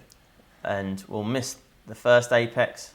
And we're saying this is the first apex here where that catch fencing was on the inside. We'll get the second one here, Yeah. Like we're right up so we're wheel. right on the curb. Yeah. Well, not on the curb, but next to wheel it. on the white line. Yeah. And then we're on the power and we'll miss this third one as well. Like you could get a car next to us. Yeah. If you look here, you could fit a car there almost. And then opening up to the outside. Once you've brought it into that the actual apex in the middle of the corner, are we getting back on the throttle at that point, or are we balancing it and waiting? So we're balancing it. We're maybe around 30-40%, and it's only once you start to straighten up the wheel that you're going to be back on the power. Right. What you've got to be careful is this sudden piece of grass here can approach you very quick. Yeah. And I've seen it often enough that people end up with two wheels there, and of course the next section of track you've got quite a hard braking zone, and if you're on the grass there, then it's not going to look pretty. So we brake. What's coming up next? So the next section is actually the tightest corner on the track. Right. So we'll be braking into the first bit, release the brake a little bit, and then continue to brake as it tightens up and then turns left. There's a common theme of these corners where we're decelerating a bit, coming up off the brakes to just let the car move forwards a bit, and then braking again. Exactly, yeah. So it happens a lot around here, and this is once you get to learn the track, and obviously you've got your respect for where the corners are and stuff, that's when it suddenly becomes really rewarding, and time will literally just start to drop off from when you complete your first few laps. So as we're braking down, we're nice and straight, making sure that we are using the maximum width. Like there is no tarmac between the car and the grass. And are there any references back there, Adam? I mean, are you braking this far back in the mud? So we're braking maybe around here. Sadly, there aren't really any references, but it's quite a daunting corner. So you end up braking because you can't see, but you have to be aware that we're going to be changing direction very soon. Okay. So we're braking, going down a gear or two here, easing off the brake so that we can take some of the energy around. Yeah. So we can get around the corner. And then once we straighten up, we're going to be braking again. Okay, so we're on the brakes, releasing them as we're coming through the corner, letting the thing settle again. And now we're braking. And we're going to be braking in a straight line going towards the next apex. Diving down towards the apex? Yes, pretty much. So we will open up, we'll hit the first apex, open it up, and then we'll come back for the second apex. Okay. So let's see where the Clio goes. So the Clio's gone way too wide on the entry here. Yeah. But generally we'll get the first one, we'll come wide. Okay. Yeah. And then we'll drag it, like we're still reducing speed here. So this is why we're able to suddenly come back. It almost looks like at points here that we're in no man's land. We're kind of braking across this first left, but we don't go all the way to the outside, I presume, because we can't get it back in. Yeah, you'll just never get it back. So the important point is to be here at this point. Exactly. Get the thing turned. So the exit of this corner, we need to be coming out to the left. Obviously where the Clio is generally is roughly where we'd be. As long as you can make sure that the next corner you can do flat out. So you might have to sacrifice this section here to make sure you can get on the power and do the next section flat as it's downhill onto a straight that's 100, 200 metres kind of thing. So it's very important to make sure that we get a good run onto the next section of the track.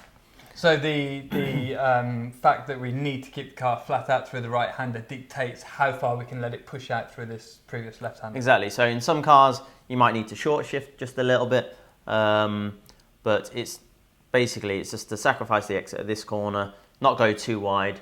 Obviously, if you can go wide and you can still keep it flat around the next section, then great. You've managed to get the advantage on both sections of the track. But the next bit I think is quite important because it also goes into an overtaking zone as well. So when we're racing, we'll set ourselves up to try and get the run through the next section for the bigger braking zone into the corner that's a few hundred metres away. So we've come around the corner now. Obviously we're overtaking, so we've stayed really far over to the left-hand side. We've got the acceleration because of the power-to-weight ratio compared to the Clio.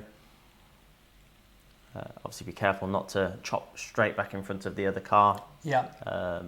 And we'd normally be making an apex on the inside of the curb on the right. Exactly. And then you're going to be looking towards the outside of the track here. Obviously making sure that you're not going to run off the track. There is a very skinny curb that appears just here. So we'll get close to it. Generally, we don't use it though. So flat out, down the left-hand side. In fact, you can see the hand direction pointing to where we want to go. So we want to be aiming, well, following the white line, basically down the left-hand side. And what's coming up next? Is it of the corner? A tight corner, or we've got a little kink, right, which is flat, straight into a braking zone. Okay, so again, we've got to be careful with the steering angle before we get on the brakes. So we want to stay nice and far over to the left to basically minimise the kink. So we're going down the straight, and that's the shallow kink. So normally we get in a straight line and then we brake in the GT3. In fact, you can see there's a dark patch here, dark patch there, and a dark patch there. Yeah. That's where obviously there's a little bit of cresting in the tarmac, and that's where rubber's been laid down. So just be aware that it's not the smoothest of braking zones, but if you come in tight, then more than likely you'll end up bowing around, and then you'll have to come back to the outside of the corner. Yeah, so it's really important to try and get the platform of the car as flat as possible here before we do get on the brakes. Could it be that in some cars you're having to brake while you're still in the corner, or is it generally that you can go through the corner first before you brake? I think so. So depending, like on some cars with a lot of power that are quite light, you might have to just be a little bit careful, that you might have to just ease out the power and then ease onto the brake a little bit, rather than stamping on it, because again, stamping on it is very efficient when you're all four wheels perfectly in a straight line. But if you've got any bits of load in the car or a bit of steering input, that's when you can get a big movement, which of course if you have a big movement, then you'll continue to brake longer, because until it settles down, until you're confident that the car's going to be nice and stable again. So we're braking all the way down pretty much this white line. We'll make our way back slowly, just a little bit towards the end. You can see how this white line here is getting closer to us. And what gears is this next left? So we do it in second gear, and then we go straight up to third. So we sort of short shift from second to third. So in the middle of this corner, there's a bump. So again, it's actually a blind entry, and there's quite a solid concrete wall that is there on the outside. Obviously, no one wants to touch that. So just be aware, we're looking as far around the corner as possible. Actually, we're beginning to turn in from the looks of the video reasonably late. The inside curb starts quite a long time before, and it seems like we're actually not diving straight down to the curb on the inside. Correct. So, of course, ignore the speed limit sign. We're not paying any attention to them. But yeah, so going back, the curb on the inside starts very soon, and it's quite a late turning. So this means that there is a bump in the middle of this corner. In fact, you can see that he's just had to straighten his hands up. Yeah. And then he'll go back in. So there is a bump there, which you have to, well, you can't go around it. You have to go through it, kind of thing. So you will have to straighten the car up. And then you want to be powering using the maximum width of the track all the way to the outside. There's a change of tarmac, just be aware. It might, your car may react to it. And then we want to try and make our way back over to the left-hand side to then open up the corner, which is uphill as well. So this is actually the lowest part of the track. So again, like there's quite a lot of tree cover going into the next section, so it can become very tricky, especially if it's in mixed conditions. We want to avoid the curb, even the soft curb on the outside here, because the last thing you want to do is upset the car. And this following left, it's flat out, it's easy flat, it's not really a corner. This bit is flat, we're flat, and then we're a little dab on the brakes. Okay, so just to check up the car and just get the nose in. Okay. We leave it in third gear, and obviously we're fortunate enough we've got 600 horsepower, so we just sort of like let it grind up the hill on the next section. Second gear is too much movement in the car, too much pitch. We'll over-slow it when there's no need to. So we just keep that little bit of momentum. And because it is uphill and it's a little bit cambered in, there's actually quite a bit of grip here. But do be aware that on this next section, again, you see people getting on the power maybe a bit too early, or they get on the curb on the outside, and sadly they end up going in that direction. Yeah. So, of course, up the hill, just be aware that you're having quite a change in weight transfer and there's also compression, and then it is going to go light at some point as well. Does it feel like you're running out of track as you come out of here? It starts to, and this is where I think people panic. They add more steering, then they have a lift, and because it is uphill, suddenly the front pitches and then it just grips, and that's what ends up sending them over to the right hand side.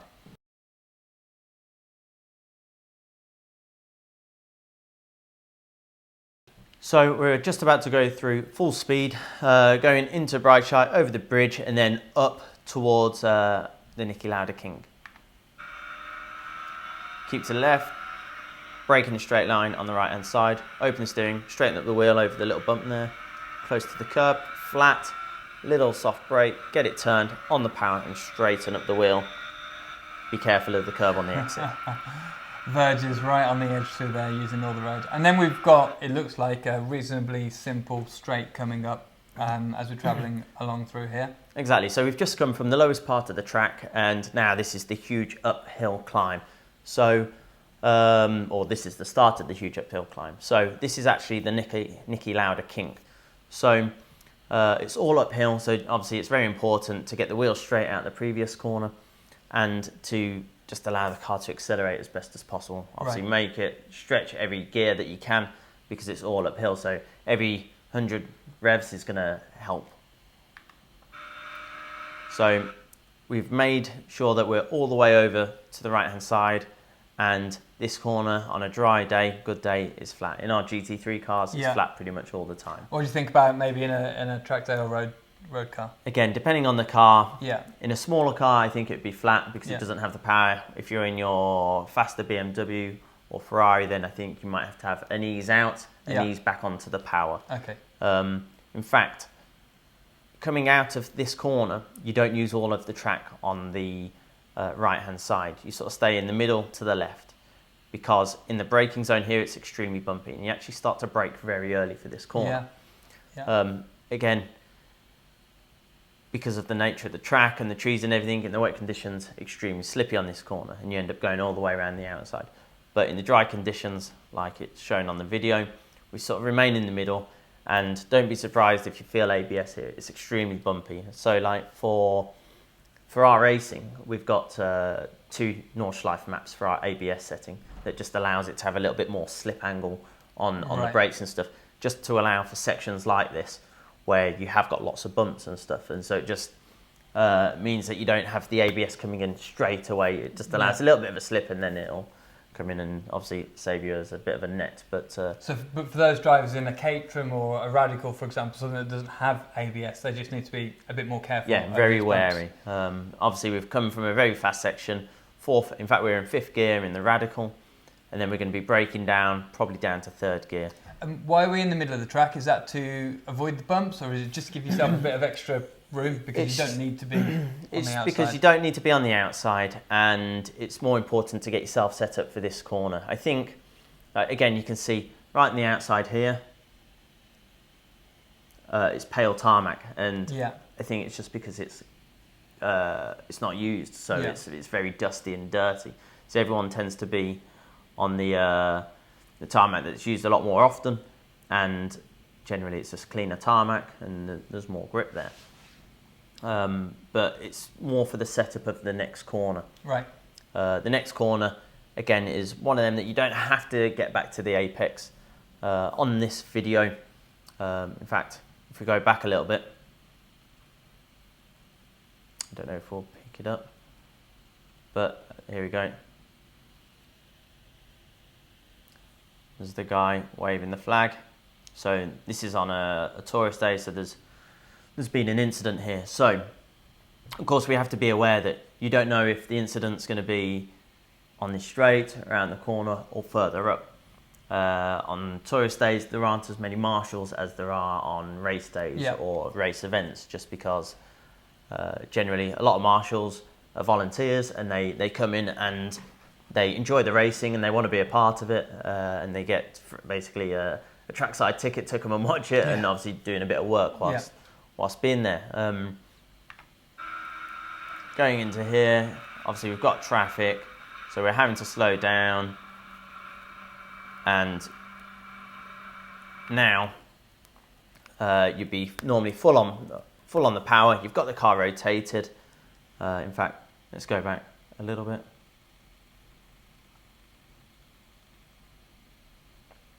Start off on the outside, and it's a very late apex. So it's actually better to carry the speed and then sort of slingshot yourself up the track. Yeah, if you try and keep it tight all the way around, then you've got more steering and it's uphill, so it's not going to be as free going up the hill either. So so the line there wasn't too far off it. No, the line is actually very similar. Like I end up staying very close to this curb on the outside, and then I'm using minimal amount of steering to accelerate as best as I can all the way up this hill. So we've got a reasonably long straight that we're going along now. Yeah, so now if we start to speed it up,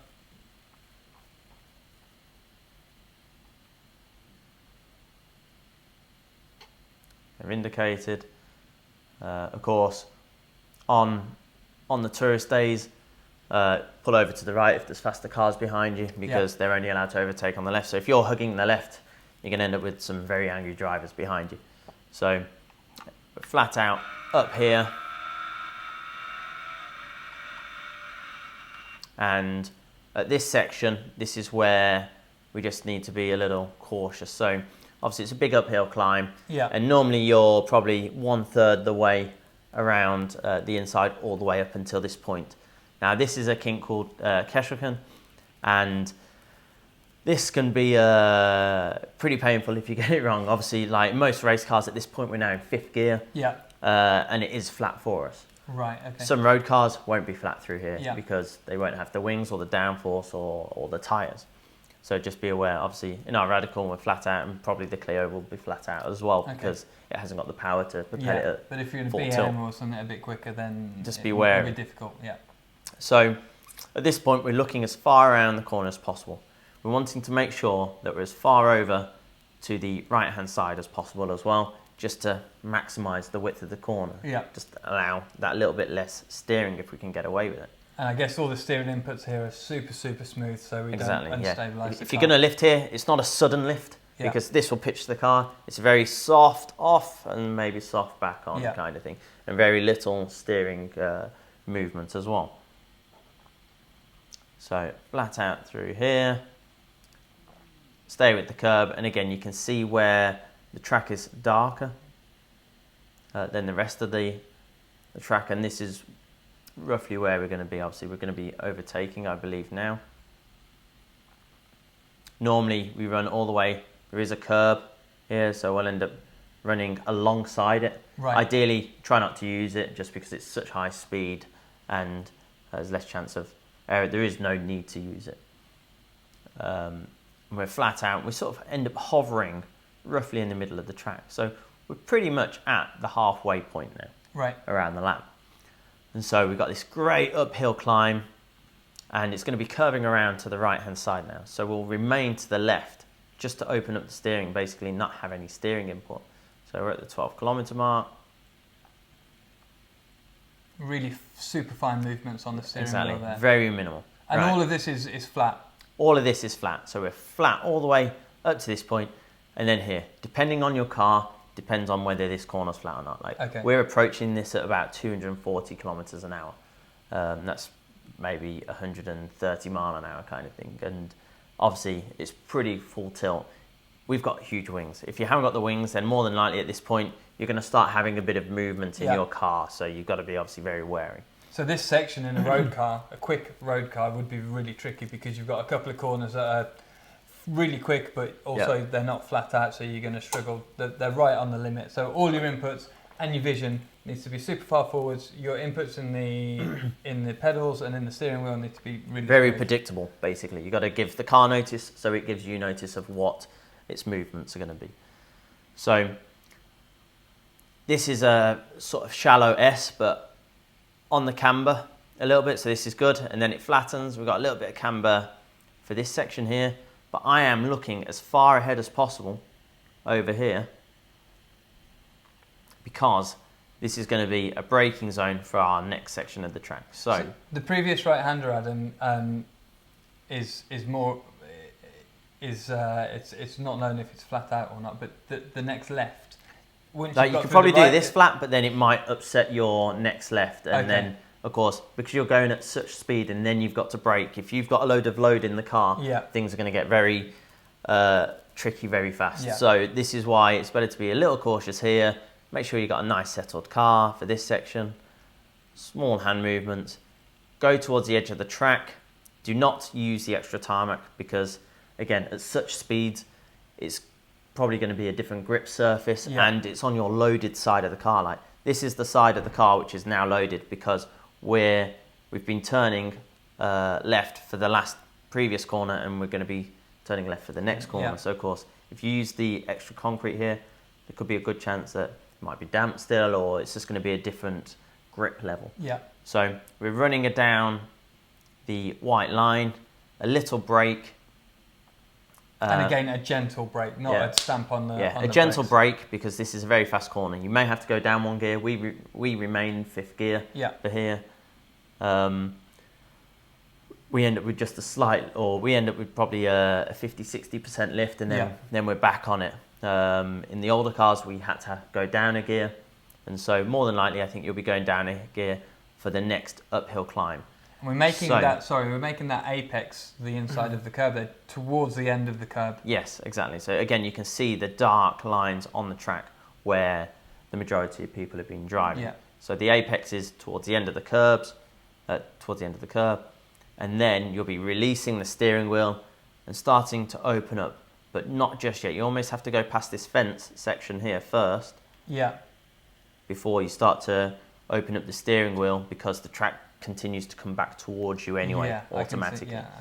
Again, I wouldn't advise using this bit of the curb. If you do, then you might be pushing your luck a little bit too much. Right. And of course, with it all being loaded, let's say there is a sharp bit of curb or something and you're at full tilt, and it's better to stay off it at high it's not speeds. necessary to use we don't use them in the GT3 cars, so I don't believe there's any reason for anyone else to have to use them either. So we'll stay to the right hand side because the next section is a shallow left going into a right hander. Okay, a tight right hander that we need to decelerate. It's not a super tight right hander. It's just one of them that you might have to have a little check up on the brakes and then continue to go round. So we're using maximum width of the track. Now he's positioned himself that now he can just go straight towards the outside. He's not having to turn, like even though this is a kink here, he's not having to turn through the kink. He's positioned himself so that he's just in a perfect straight line. So you need to turn in late enough to this left-hander so you can get the turning done, get the car straight, and then get on the brakes before the right-hander. Exactly. So we go over the little brow here. You may need a little brake just around now, so it's not a change of tarmac, but in fact you can see there's a line here and a line there, just where obviously people have braked and a few little bumps. Yeah. So just be aware. So he's had a little check up on the brake and then he's turned in. It's a very fast corner, but you will more than likely have to have a little check up on the brakes. Are we making the apex somewhere around that? So pretty much around the 13 kilometre board. Yeah.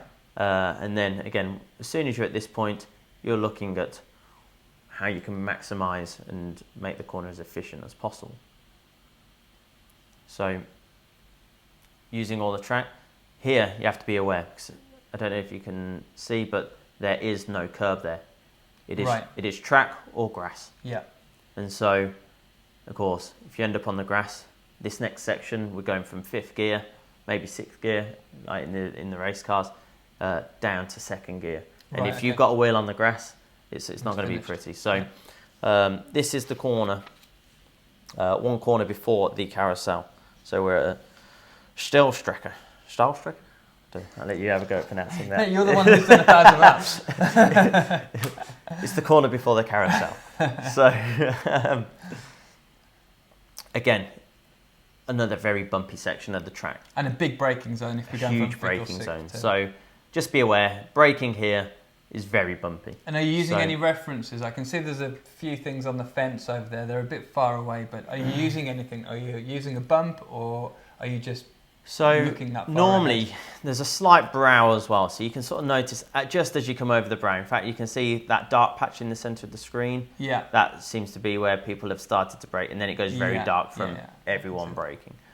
I tend to come in at a slightly different angle, again, because I'm in a bigger, heavier car. Yeah. It's slightly different to the radical, but I'm coming in more of an angle from probably this direction. So I've just opened up the slight bow in the track, which is here. Yeah.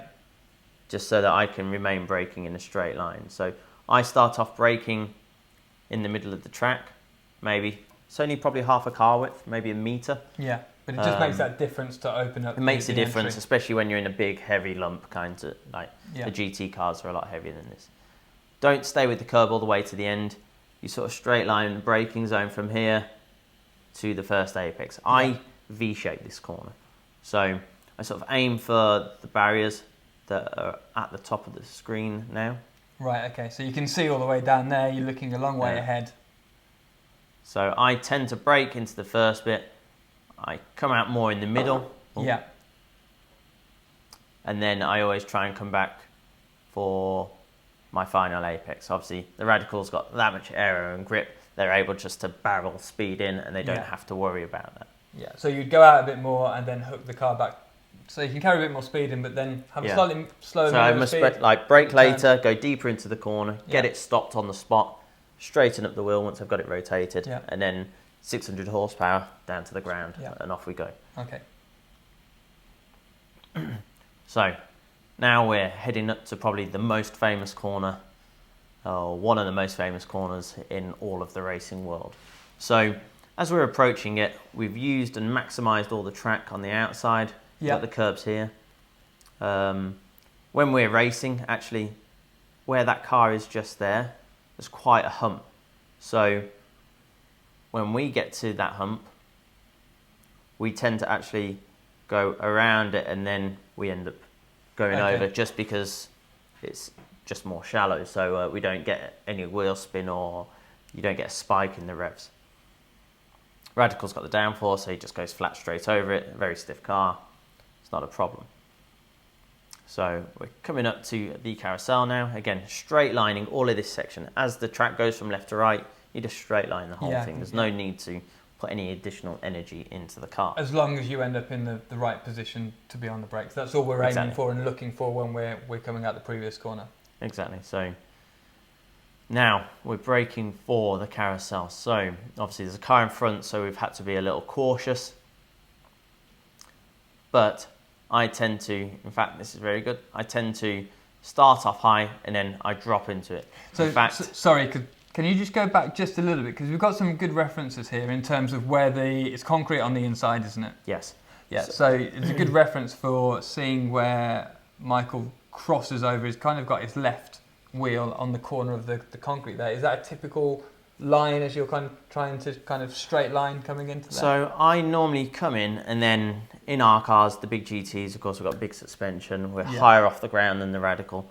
And I tend to aim straight into like the bottom of the carousel. And he's still braking coming into there? I'm still braking going in. And it's only almost as I start to come up, then I'm able to release off the brake. So I use that little bit of up to help continue to slow the car down. Right, okay. The Radical obviously is a different beast. And in fact, let's play this at full speed. Looks like Anthony's about to get excited.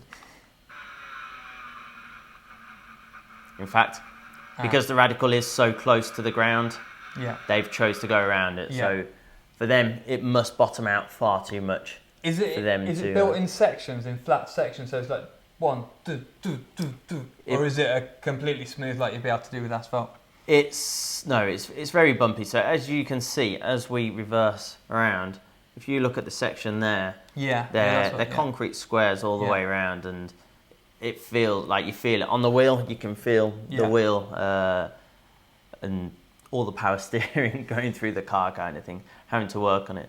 And you can see it's just concrete slabs, and they've been obviously shaped and smoothened as much as possible, but it does feel like you're driving through like a hexagon-shaped corner almost. So the question is, if a driver's new to Nurburgring and we've got the carousel that's bumpy, it's a completely different surface, and with that much camber in terms of it feels completely different dynamically, would you recommend that they just go straight into there and go with it, or just loop around the top? So if you're new, then I recommend that you could just start off through this section here and literally just follow it all the way through. Yeah. And obviously have a little play with the power. If you get on the power too much and the car starts to creep up, then obviously just reduce it a little bit. But you've got to adjust your steering and your throttle appropriately for going around the corner, remaining in the carousel. So in terms of coming into the carousel, because it's obviously a different surface, but it's then got lots of camber, is it quicker to use the carousel? I feel like the concrete would have lower grip than the asphalt, but you have got that massive camber. Yeah, so definitely quicker to use it. The Radical has had to go around the outside because of its ride height, and it'll probably bottom out or damage the splitter because of the design of the car. But for road cars and race cars, we always find it faster to go through the carousel and use the compression and the camber. Even if there's, like during races, if there's a Clio in front of us and one of the GT3s decides to follow, if we try and go around the outside, around here, we'll come back out the carousel directly behind the GT3 car. And it's just because it just doesn't have as much grip because you're sliding across the surface rather than being pushed into it around the corner. Okay. Aye, aye, Captain. As we go around the carousel normally, you'll try and see what you can get away. You'll try and get on the power a little bit. And there's two different opinions. Like, I end up putting my inside wheel sort of in between the two tarmacs. Some people are like, right, you've got to be all the way down, and other people believe you've got to be all the way on the concrete. Using all of the camber. I think it really depends on the car and Yeah. also how you've approached the corner in the first place. And at this point, we're just looking as far around the corner, like where the white pretty car much is. where the BMW is where we're looking. So normally, as you're coming out of it, so obviously let's pretend we were a metre further down in the carousel. Yeah. At this point, we're looking at where it's starting to smooth out, and you can see that the camber starts to reduce and it goes flat. At that point, you're trying to get on the power to see whether you can slingshot yourself out of the corner. Right. And is that transition smooth, or does it end all of a sudden quite abruptly? It does end quite abruptly, and it can upset the car. Like some cars, the traction control will come in and obviously then just kill your power completely. So just be aware. The thing is, if it's your first time around the track, I'd recommend leaving all your ABS and traction control on, just because it's better to have that little bit of interaction and to help save you than not to make it to the finish line. So I know I keep on repeating myself with that, but it's really the thing is, it's important because, well, here if you damage the barrier, you have to pay for it, and it's not cheap either. So you're going to end up with two bills: one for your car and getting it towed, and two for the barrier as well. So and it's not like, it's different at Silverstone or the FIA tracks now. We can make a mistake, run wide, and it's no big issue. Exactly. You make one little mistake here, and that's finish it. the car. It's generally you're not driving home if you make an error here. So back onto the circuit. If you've come from the carousel, this little kink is even less of a kink, because rather than coming from this angle, you've come directly straight across, and so you don't really class this as a corner. Okay, so we're flat in most cars. We're flat through here. Use all of the track on the outside, like where we're going now. We'd stay over here. Yeah, even stay if over here. Yeah.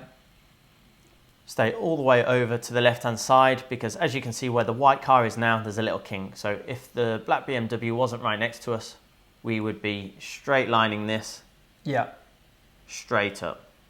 So again, it's one of those corners where we're just trying to get the car in a straight line before we then get on the brakes. Exactly. In fact, most cars at this point, you might not have to brake at all. Right, okay. It would just be a lift, and because of the climb, it'll slow the car down or sufficiently enough for the corner anyway. Obviously, if we've come from there, we've just got a bit of load and there's more chance of weight transfer from side to side. So you can see we've had to give it a little bit of a wide berth due to the BMW that we just overtook.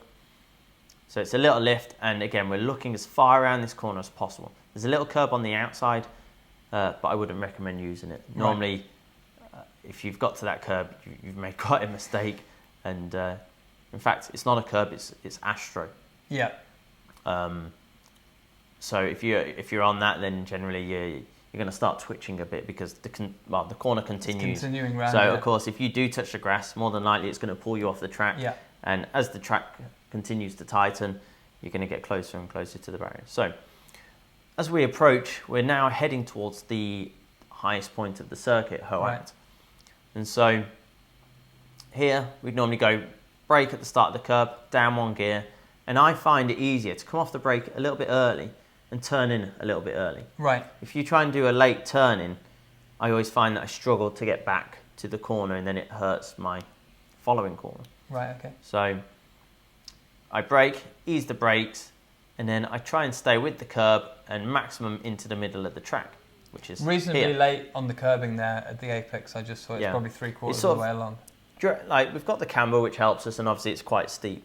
But I think this next section is more important because we've got the braking zone as soon as we get over the brow. Yeah. So I'm looking roughly where the car is. That's where I want my tyre marks. I don't want to be using the curb either on the entry. Every now and again I've used it on the exit, but you do get quite a lot of weight transfer as you come back off it. So we're looking as far ahead up here as possible. It's quite difficult there because it is coming back over a bit of a crest, so it's difficult to see where the exit point is. So we're just getting to the very peak of the track, and just as we get to here, you can see the dark marks appearing from where we're now in our braking zone. We'll stay with the curb for a short period. And what gear are we in now, Adam? So we'd end up doing this we'd approach the first part in 5th, then go down to 4th. We'd approach it in 4th. So at this section of the track, we're in 4th gear, down to 3rd, leave it in 3rd gear through here, and it's screaming at the top of its limiter in 3rd, and then normally we brake down to 2nd. Oh, right, okay. We get it turned. So this is the highest point of the track. Normally we get closer to the curb, but we're sizing up the car in front for an overtaking manoeuvre. He's also got a car in front of him. And he's got a car in front of him. So this is normal stuff that you see at the Nurburgring. Yeah. You'll see it a lot. There's always going to be traffic at certain points where there'll be a handful of cars. Yeah, a pocket of cars. Exactly. People are hesitant just because obviously they don't want to cause any contact or anything. So you'll get, like you said, you'll get a pocket of cars. So you just have to be a little bit patient, and then hopefully we'll be able to squeeze past before the next corner. It doesn't look like it. So in fact, what we shall do is let's go and just do the last section flat out for a lap.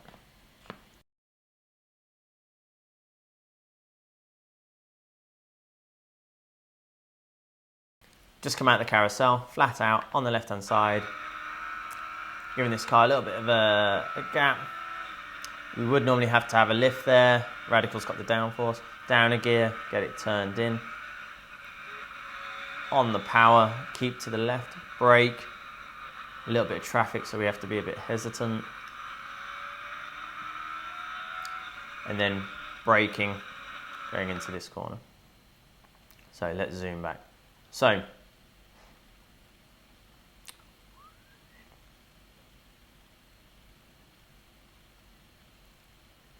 you can't quite see it on this video, but at this point, we're on a crest where that... Yeah. In fact, you can see the white car going up and down. And are we on the right line at this point? We're on the right line. Normally we'd go straight like the white car has. We've just had to obviously keep to the left a little bit. And we're opening up. We want to be over here on the left hand side. And we're setting ourselves up to make this corner as wide as possible. So this is probably where we'll be able to see the nimbleness of the Radical compared to the, I think it's the BMW 235. So we've gone in slightly higher. I think the BMW is the normal, natural racing line. Right. We're just obviously taking our time trying to, I suppose, make him realise that we're in his mirrors by being one side or the other. And then this section, so we've had to have a brake we've had a little break here, we've released the brake, then we've had to have another little break here. Okay. And we've released but they're not the brake. huge deceleration No, zones. it's just like, it's almost continuously slowing down every like 20, 30 metres through this section. So close to the curb, we come away from it just a little bit, and we come back, and then this is Wipperman. So generally I wouldn't recommend using the curb on the left. No. Because you can see how it just causes a little bit of activeness in the steering wheel. Yeah, and I don't think at this point, but Michael's on the limit, so he's not on the limit, and this is why he's used it. You can see that he's always half a car over, just trying to get the BMW to probably notice that he's behind. Yeah. Because it's quite easy to suddenly put on your blinds and realise that there can be faster cars around. Yeah. So this is Wipperman. So normally this is a curb that I use all the time. And for me, it feels like the more this curb you use, the softer it is. Okay. And so I would have probably gone in a fraction earlier and literally just straight lined. Used a bit more. And you've got to take a little bit of steering out. Yeah. Just to settle the car. And then obviously once you land, then you can continue. And this is a strong acceleration zone. We're coming out the previous corner and we're propelling ourselves down what looks to be a relatively short straight. Exactly. So you can see the car in front, obviously the extra weight is moving around a lot more. We've landed off the previous curb, staying next to the curb on the left, and the BMW is having none of it.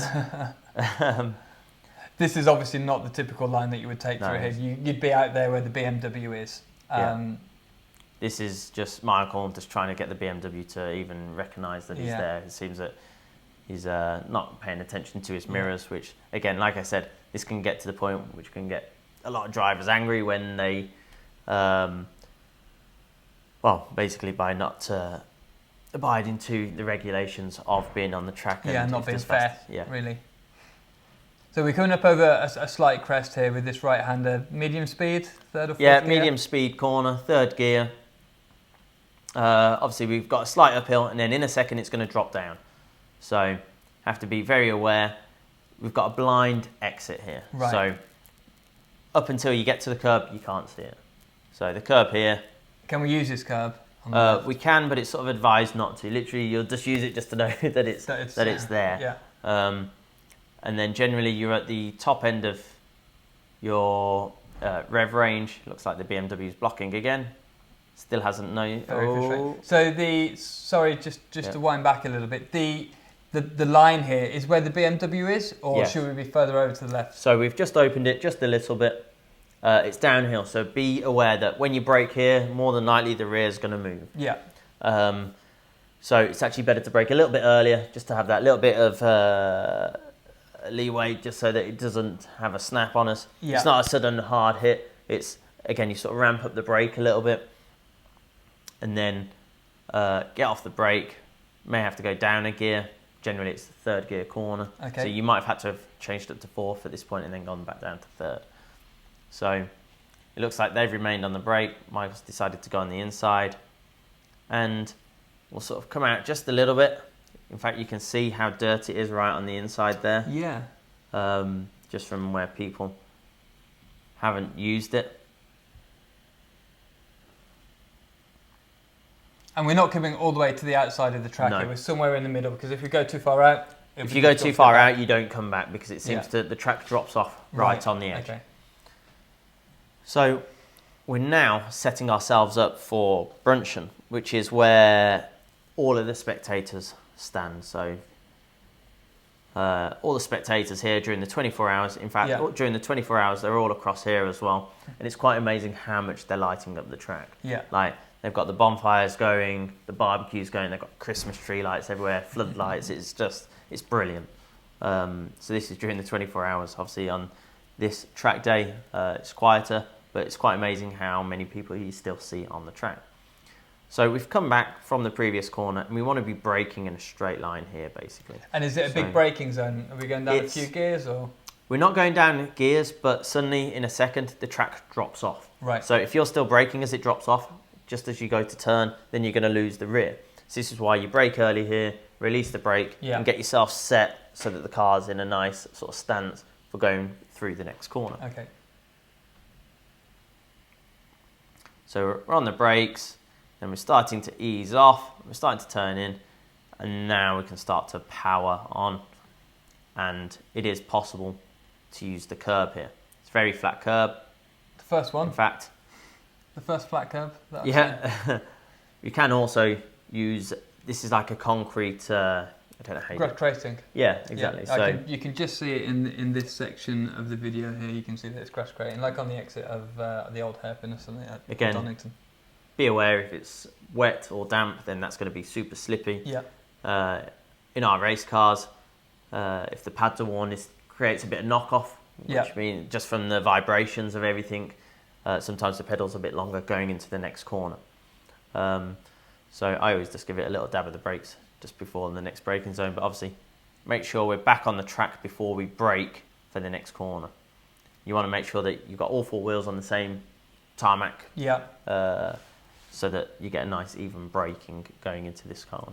So we'll stay with the curb actually for quite a long period of time, and you can see the dark marks from where everyone's tyres are. So again, continue. So we're braking into this section, Adam, and is that entry curb on the left, or the previous exit curb, the curb on the left, is that in a reasonable position to use as a reference, or is it way off?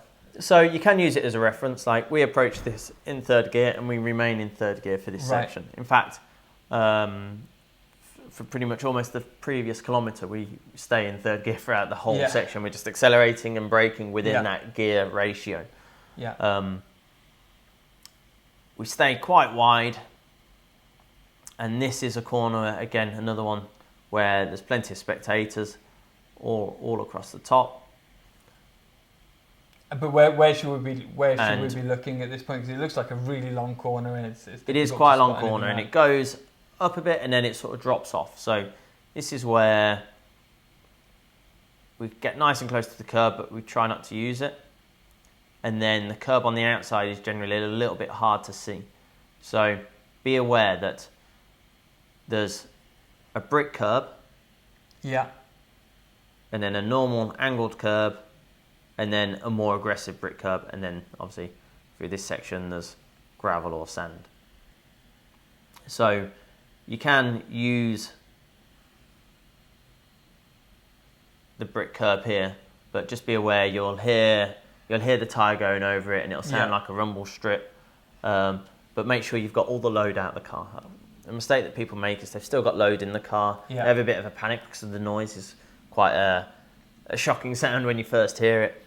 They have a bit of a panic, and of course I've seen the odd incident where they've ended up going over in this direction. I think with the crest, as you're coming on the exit as well, it just tricks people into coming out too wide too early, then lifting off. They go over the crest and it over rotates and goes into the barrier.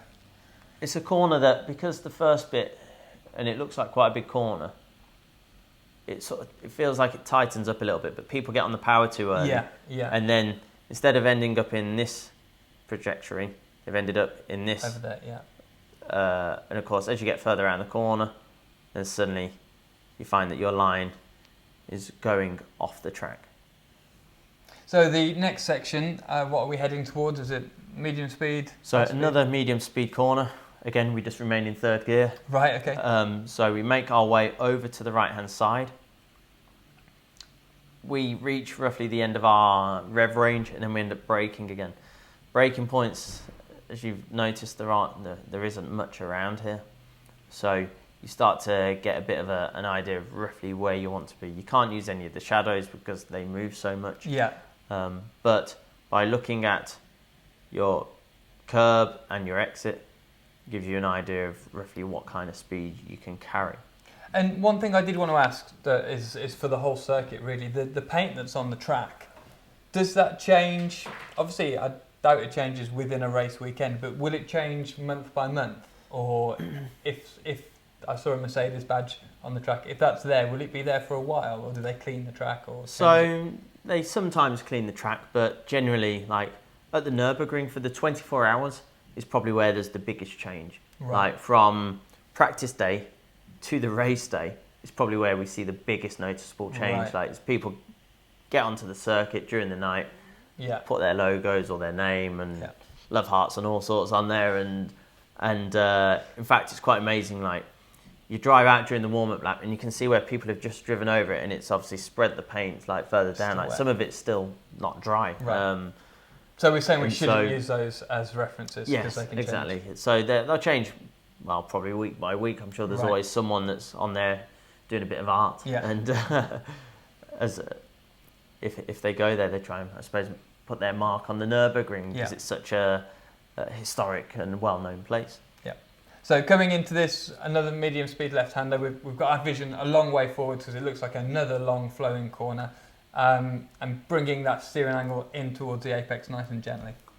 So we're getting the car turned. We're now actually going uphill a little bit. Yeah. And we're trying to look around. This corner continues to go for, even though it's a short corner, it feels, obviously at this speed, it's going for quite a while. Right, so we're aiming. So this is about to go straight. So we're aiming to go like that. Right. And then it's going to kink to the right in a second.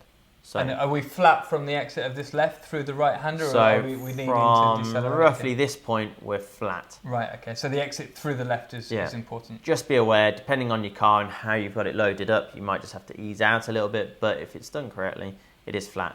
Okay. You can use the curb, or we do in the GT3 car, you can just go across the top of it, but you don't have to use it. It's one of them things, I don't believe it really gains you any time by using it. Right. So this section of the track, again, another super fun part of the track. We end up remaining in the middle of the circuit to start off with, and the track's going to move and we're going to straight line the next section of corners. Right, okay. So again, the vision is really important, just to set your car up at the beginning of it and run straight through, even though the circuit's flowing a little bit. Exactly. So we've got a crest, so of course if you're new here, you're going to end up easing out. It's better to be safe. And then as you know, or start to learn the track, obviously just open it up. So if we're in the middle, like we are now, or a little bit further, so we're coming at a slightly different angle, then it just means that this next section of twists and turns is even easier. So we've opened up the steering a little bit, we've gone into the middle, and now it's about to tighten up. And you can actually see quite a lot down here. And you can actually see a lot of it. So here we are heading towards Pflanzgarten 1. Again, this is the section where we want to be as straight as possible and just watch the track go from side to side as we're flat out through this section. And you think it'll be flat out in most road cars as well? Yes, obviously on your first or second lap, take your time. But once you're going and once you learn where to position the car, then more than likely it should be flat. So this is Pflanzgarten 1. So we'll have a little bit, basically this is where we get a little bit of air. So the track goes straight and then it drops. Right. So of course, during that section, we just take off a little bit and then we land. And you're still flat out on the accelerator as you're doing this? Or no, so normally at this section, we'll have a little soft brake. Right. We'll take off, right, as you can see, and then we'll brake again. Right, okay. So the reason is you don't remain braking whilst going over that is because ABS will come in and it'll feel really horrible. Yeah. So you have a little brake, ease off it and then brake again, just whilst the car is unloaded. It's important to keep ourselves to the left-hand side, but do never touch the curb. If you touch the curb during takeoff, then more than likely you can send the car going over on like one wheel, just be careful. You want to be the car, or you want to have the car as predictable as possible. So over the jump, brake, down, and now we're looking at our apex here. So we'll have probably gone down a gear. Yeah. Either before the jump or after the jump, we'll go down a gear. And then this is quite fun, and again, another fun section of the track. The whole track's fun. So, and we're looking at our exit over here. Right. So we're going all the way around. And sorry to interrupt, the apex point is looking somewhere around this boarding on the inside. Obviously the driver shouldn't be focused on that, but if it flashes by in their peripheral, at least it confirms that they're kind of in the right position. You're aiming to get nice and close to the curb here. Okay, towards the end end of the then board.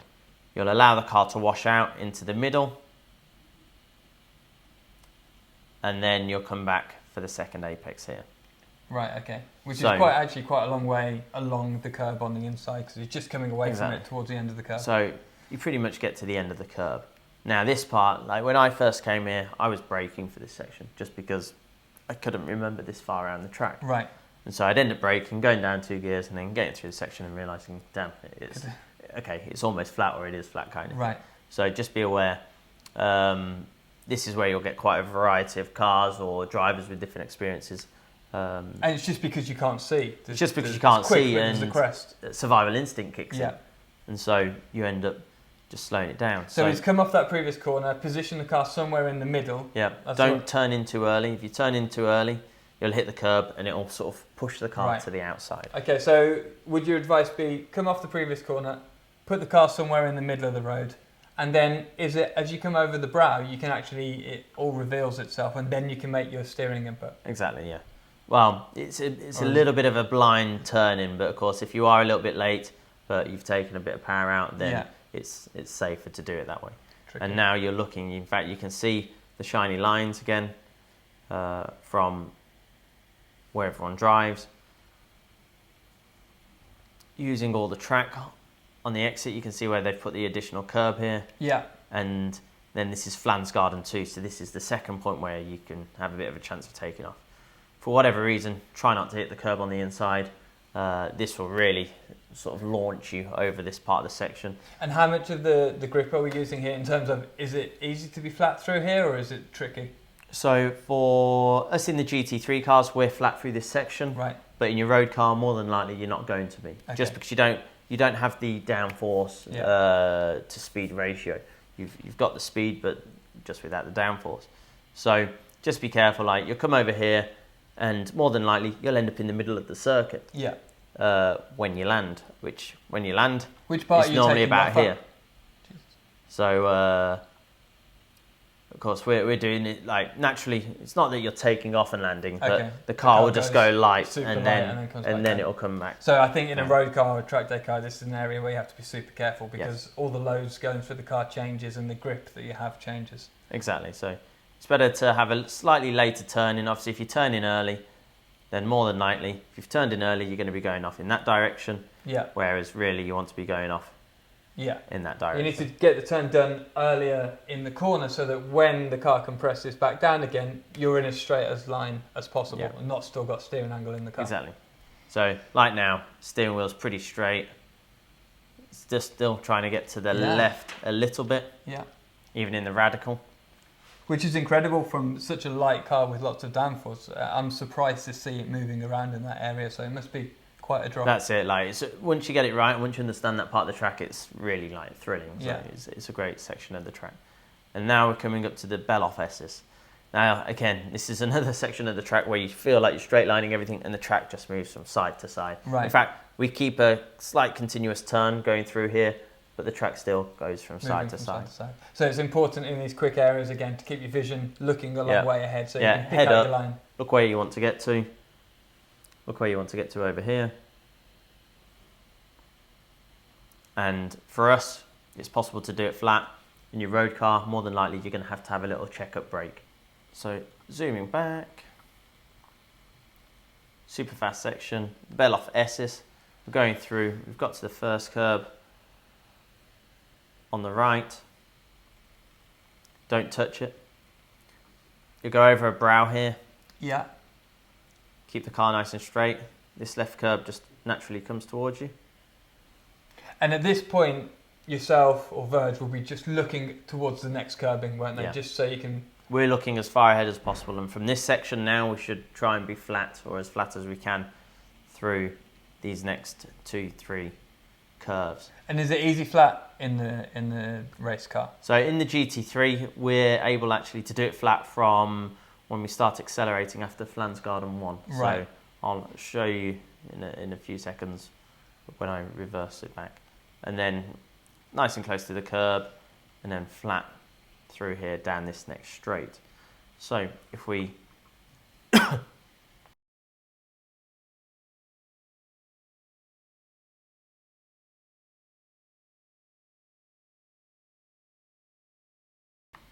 we're at Hohe Acht. We're behind traffic, so our lines are a little bit off because we're trying to allow the BMW to be aware of that we're behind him. Keep to the left. Over the curb on the right, this is Wipperman. Keep to the left. Okay, we're just trying to get the BMW to see us. He'll let us pass just here, so we've braked. Okay, he's now allowed us pass. So we'll come out just a little bit into the middle, come back over. This is on the power. We can use the curb and the extra tarmac there. Get it turned, use the concrete here, back over to the right hand side, soft, firm brake, get it rotated, hard on the power now, keep it flat, keep it flat, keep it flat. You might need a little check up here until you're confident enough to be able to go through that section. Brake before, over the jump, brake again, down a gear, squeezing on the power, and in the GT3 we're now flat out for the whole of this next section. In the road car you might need a little check up here, and you might need a little check up here. And then we're flat through this next section. There's a yellow flag on the side, so we've had to back out because there could be something on the track. So we're now coming into the final few corners of the Nordschleife. So we've just come out of the Bellof S's. We're now flat out down the next straight, and generally I prefer to be in the middle of the track here. Again, because I feel that the edge of the track, where it doesn't look as shiny, and obviously the very inside, I think it's slippier there. And also as we get deeper into the corner here, I feel that the tarmac drops off a little bit. Right, okay. So it's very bumpy here, so you do have to be aware. I think, again, that just gives me a little bit of an extra margin, that if I do have the car that's a little bit upset, it just gives me the margin to remain on the circuit. Yeah. So roughly in the middle, braking, down one gear. So in fact we're approaching here in 4th or 5th gear. Right. So we're like full tilt at this point. So we brake fairly early, but you don't want any major movement. So it's like it's just a firm brake, not a stamp on it. Yeah. Firm brake, down a gear, get to this point, start to squeeze on the power, and this will sort of compress the car. There's a slight bit of a camber that we can use here. We're on the power, on the power, on the power. Maximum the middle of the track. Get ourselves sat back up. Yeah. For this next corner. We don't want to go too deep into the corner, because if we're over here, we're going to make the next corner a lot tighter. Yeah. So you want to be maximum in the middle, or a little bit further over to the right hand side. And again, this is quite a late apex, so this is actually a bit of a soft and late turning point. Right. Because we're focusing on the exit, or is there something afterwards that we need to get a good exit Just onto? because there's a little bit of a straight afterwards, and because the track sort of falls off, it's just better to have a straighter wheel coming on to the next section of the track. So you can't see the exit curb pretty much until you get to it again. So it's a late apex here. Again, get turned in. Obviously, you want to get as nice and close as we can to the curb, just on the inside. Yeah. We've got the Clio there, so obviously we'll have to adjust our line a little bit. There's a yellow flag. So, but normally you'd be running up to the curb on the outside. We run up to the curb, and then we'll use maybe this shiny section of the curb, just to brush up it, and then we'll come straight off it, because you don't want to be anywhere near the curb or on the curb into the mini carousel. So down here, full on the power, and now I'm just looking at where I want to go. I'm looking at that apex and turning point. Okay, and what is this next corner? Medium speed or? So it's a fairly low speed. So sometimes we use second gear. So it's right in the top end of second gear. So we'll be braking parallel down the side of this curb. Yeah. And then we'll be braking pretty much all the way until we get into the carousel. So he's decided to go high and then come into it. Whereas I prefer, if I can be, I prefer to be wheels there and there and use the bottom part of the... I just think that this is less camber on this section here. It goes all the way around. And is there a split in the... let me just remove what you've just drawn there. Is there a split in the concrete there that you can see where there's a difference in the camber? Yeah, so there's a line, that's what I'm talking about. So the line just here, does that signify a difference in the camber? Yes, exactly. So I prefer to have my outside wheels there, if I can. And obviously this seems like it's smoother than the first carousel because the Radical's taking it, whereas he didn't take the other carousel. Is there a difference, or was it just that he didn't use it before because of the traffic? No, I think it is. It's a smaller carousel. It's not as banked as the previous one, and the other one's got bigger squares, and so it seems that each transition from one square to the other, I think, is a greater angle than here, whereas the squares are a bit smaller here. So it just means that it still rattles you to pieces, but not as long. Okay. So it's a slightly smoother ride that the Radical can take this time. And also, it's not as banked, which I think makes the difference as well, that you don't have as much of a compression. Yeah. So I accelerate pretty early, and every now and again, I'll fall out of this mini carousel a little bit sooner. So right, you mean before the concrete actually but just be aware that it can make the car move a little bit. So of course, if it's wet, then we'll remain in it for as long as possible. Yeah. Because you don't have that additional grip of the concrete, basically. And if you do pop out early, do you kind of come over the top of the banking and then the car moves because it doesn't have the camber? If you do come out the top, then just ease out the power. If you jump out the power, then you'll have a big weight transfer. So just roll out the power a little bit. Obviously, we've got a car being towed. Again, like you can see everything on the track. So there's anything from bikes that go around, cars, race cars with registrations on, and I've seen 1 or 2 buses going around as well. So expect the unexpected. Usually come out into the middle, full tilt, and then we'd be flat out through the next section. So on the power, the Clio's allowed us past. So even though we're coming past this traffic, is this the position that we should be in? Yeah, so we're on the correct part of the track, so flat out down here, stay parallel to the curb, and it might just be a lift, it might be a shallow brake depending on your car. Right. But it's a fairly firm turning, not a sharp one, just fairly firm, and you want to be looking at the top section of the track all the way through here. Right, okay, so we're looking past the apex towards the outside barrier. Exactly, so once you're past the apex, you're on the power, you're going to be using the maximum width of this track. Like, we're really close to this white line. Right. Just be aware, once it tightens up again, you're going to want to get away from it just a little bit. So we're nice and close to the outside now. Perfect. And then we're going to start turning in probably just before this gate. So we've got this big, massive gate here. So you want to be turning in just before that, and you'll be easing out of your power. Okay. You don't have to brake for this section. You're trying to carry as much speed as possible for coming off Galgenkopf onto the Dottinger Hohe. So we're now about to approach the big, massive 3.5 kilometre straight. Right.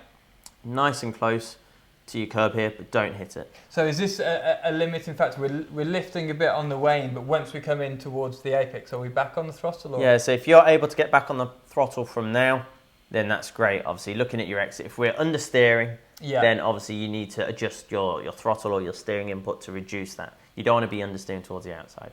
So we're flat out now. We've got a little mini curb on the exit.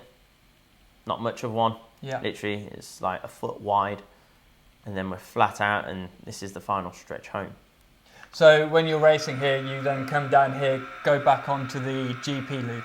Yeah, so we're flat out, we get to here, and basically we'll say on the main straight, or Audi bridge, just to allow the team to give themselves like 40 seconds of preparation for if we've got to dive in the pits, or if there's an issue on the car. Like, this is a good point of the track for us to give feedback of car balance, tyre pressures, temperatures, water temperatures, basically anything. If we've got any issues, that we're able to tell our engineer, and they've got about 30 seconds to make a decision whether we need to pit, if we've got a reason to pit, or we'll continue.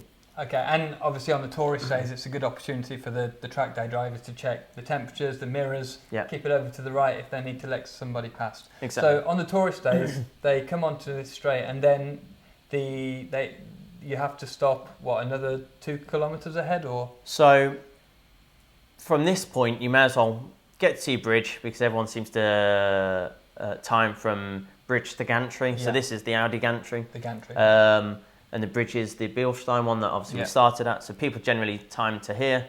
And then at this point, I'd back out and allow your car to have that 1 kilometre of cooling everything down. Obviously, if you've got turboed cars, or if you've been hard on the brakes, all of these things are going to be super stinking hot. So we need to just allow time for these things to cool down. You've got to have some mechanical sympathy because you've just given it between 8 and 10 minutes of hell around a racetrack. Yeah.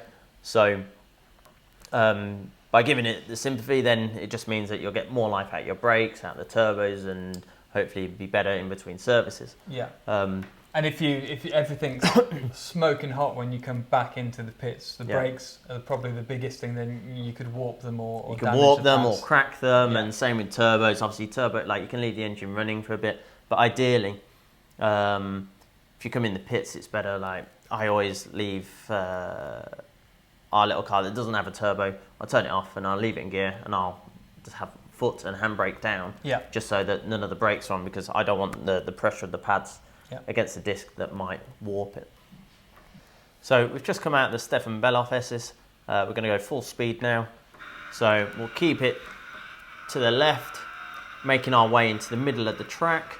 Soft brake off, on the power now. Brake again, down a gear, get it in, late apex.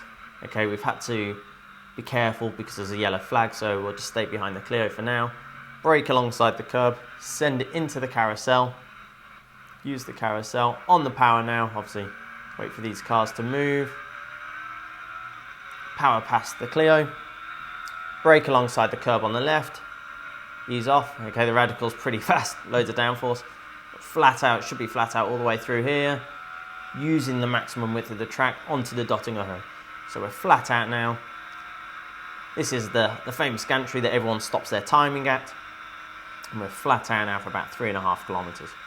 So down here, when we're racing, we're flat out, like it's 4 or 5 lanes wide. So we sort of remain down lane 1 for the majority of the time, just because that's the side of the track that we've come out on. And then as we're entering into the pits, in fact, you can see we're at the 20 kilometre mark. Just start to ease off and allow everything to cool down. It looks like these two are having a good chat. And in fact, if we just go back there. They're saying, God, I wish Driver 61 would make this into a circuit guide. So, exactly. So here, obviously, we've got a maximum speed of 130, but it's just about being sensible and about being careful. Yeah. So these boys are going to be coming in the pits now. There's our sign to say that it's possible to come in the pits. And I don't know if they're going for a second lap, which if they are, they can either continue straight on, which it looks like they are. And where's the pit entry along here? Oh, so there. Here is the pit entry. Okay. So, okay, it doesn't look like it's a tourist day. Maybe it's a bit of a semi-exclusive like test day or a track day. Yeah.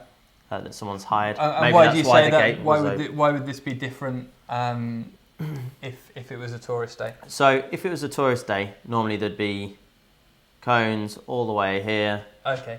Like all the way out, so that. But at that point, you have the choice to come in the pits or continue straight, where you've got to stop again. Yeah, you can continue straight, and then roughly at this point, there'll be like a roadblock and another barrier just around here. Yeah, just to go into. Yeah, so then you'll swipe your card and you'll go off again. But this must be a track day, so in fact, I can give you a good idea of how long this straight is. So we've just come out of the Stefan-Bellof S's. We're going to go full speed now. So we'll keep it to the left, making our way into the middle of the track. Soft brake off, on the power now. Brake again, down a gear, get it in, late apex. Okay, we've had to be careful because there's a yellow flag, so we'll just stay behind the Clio for now.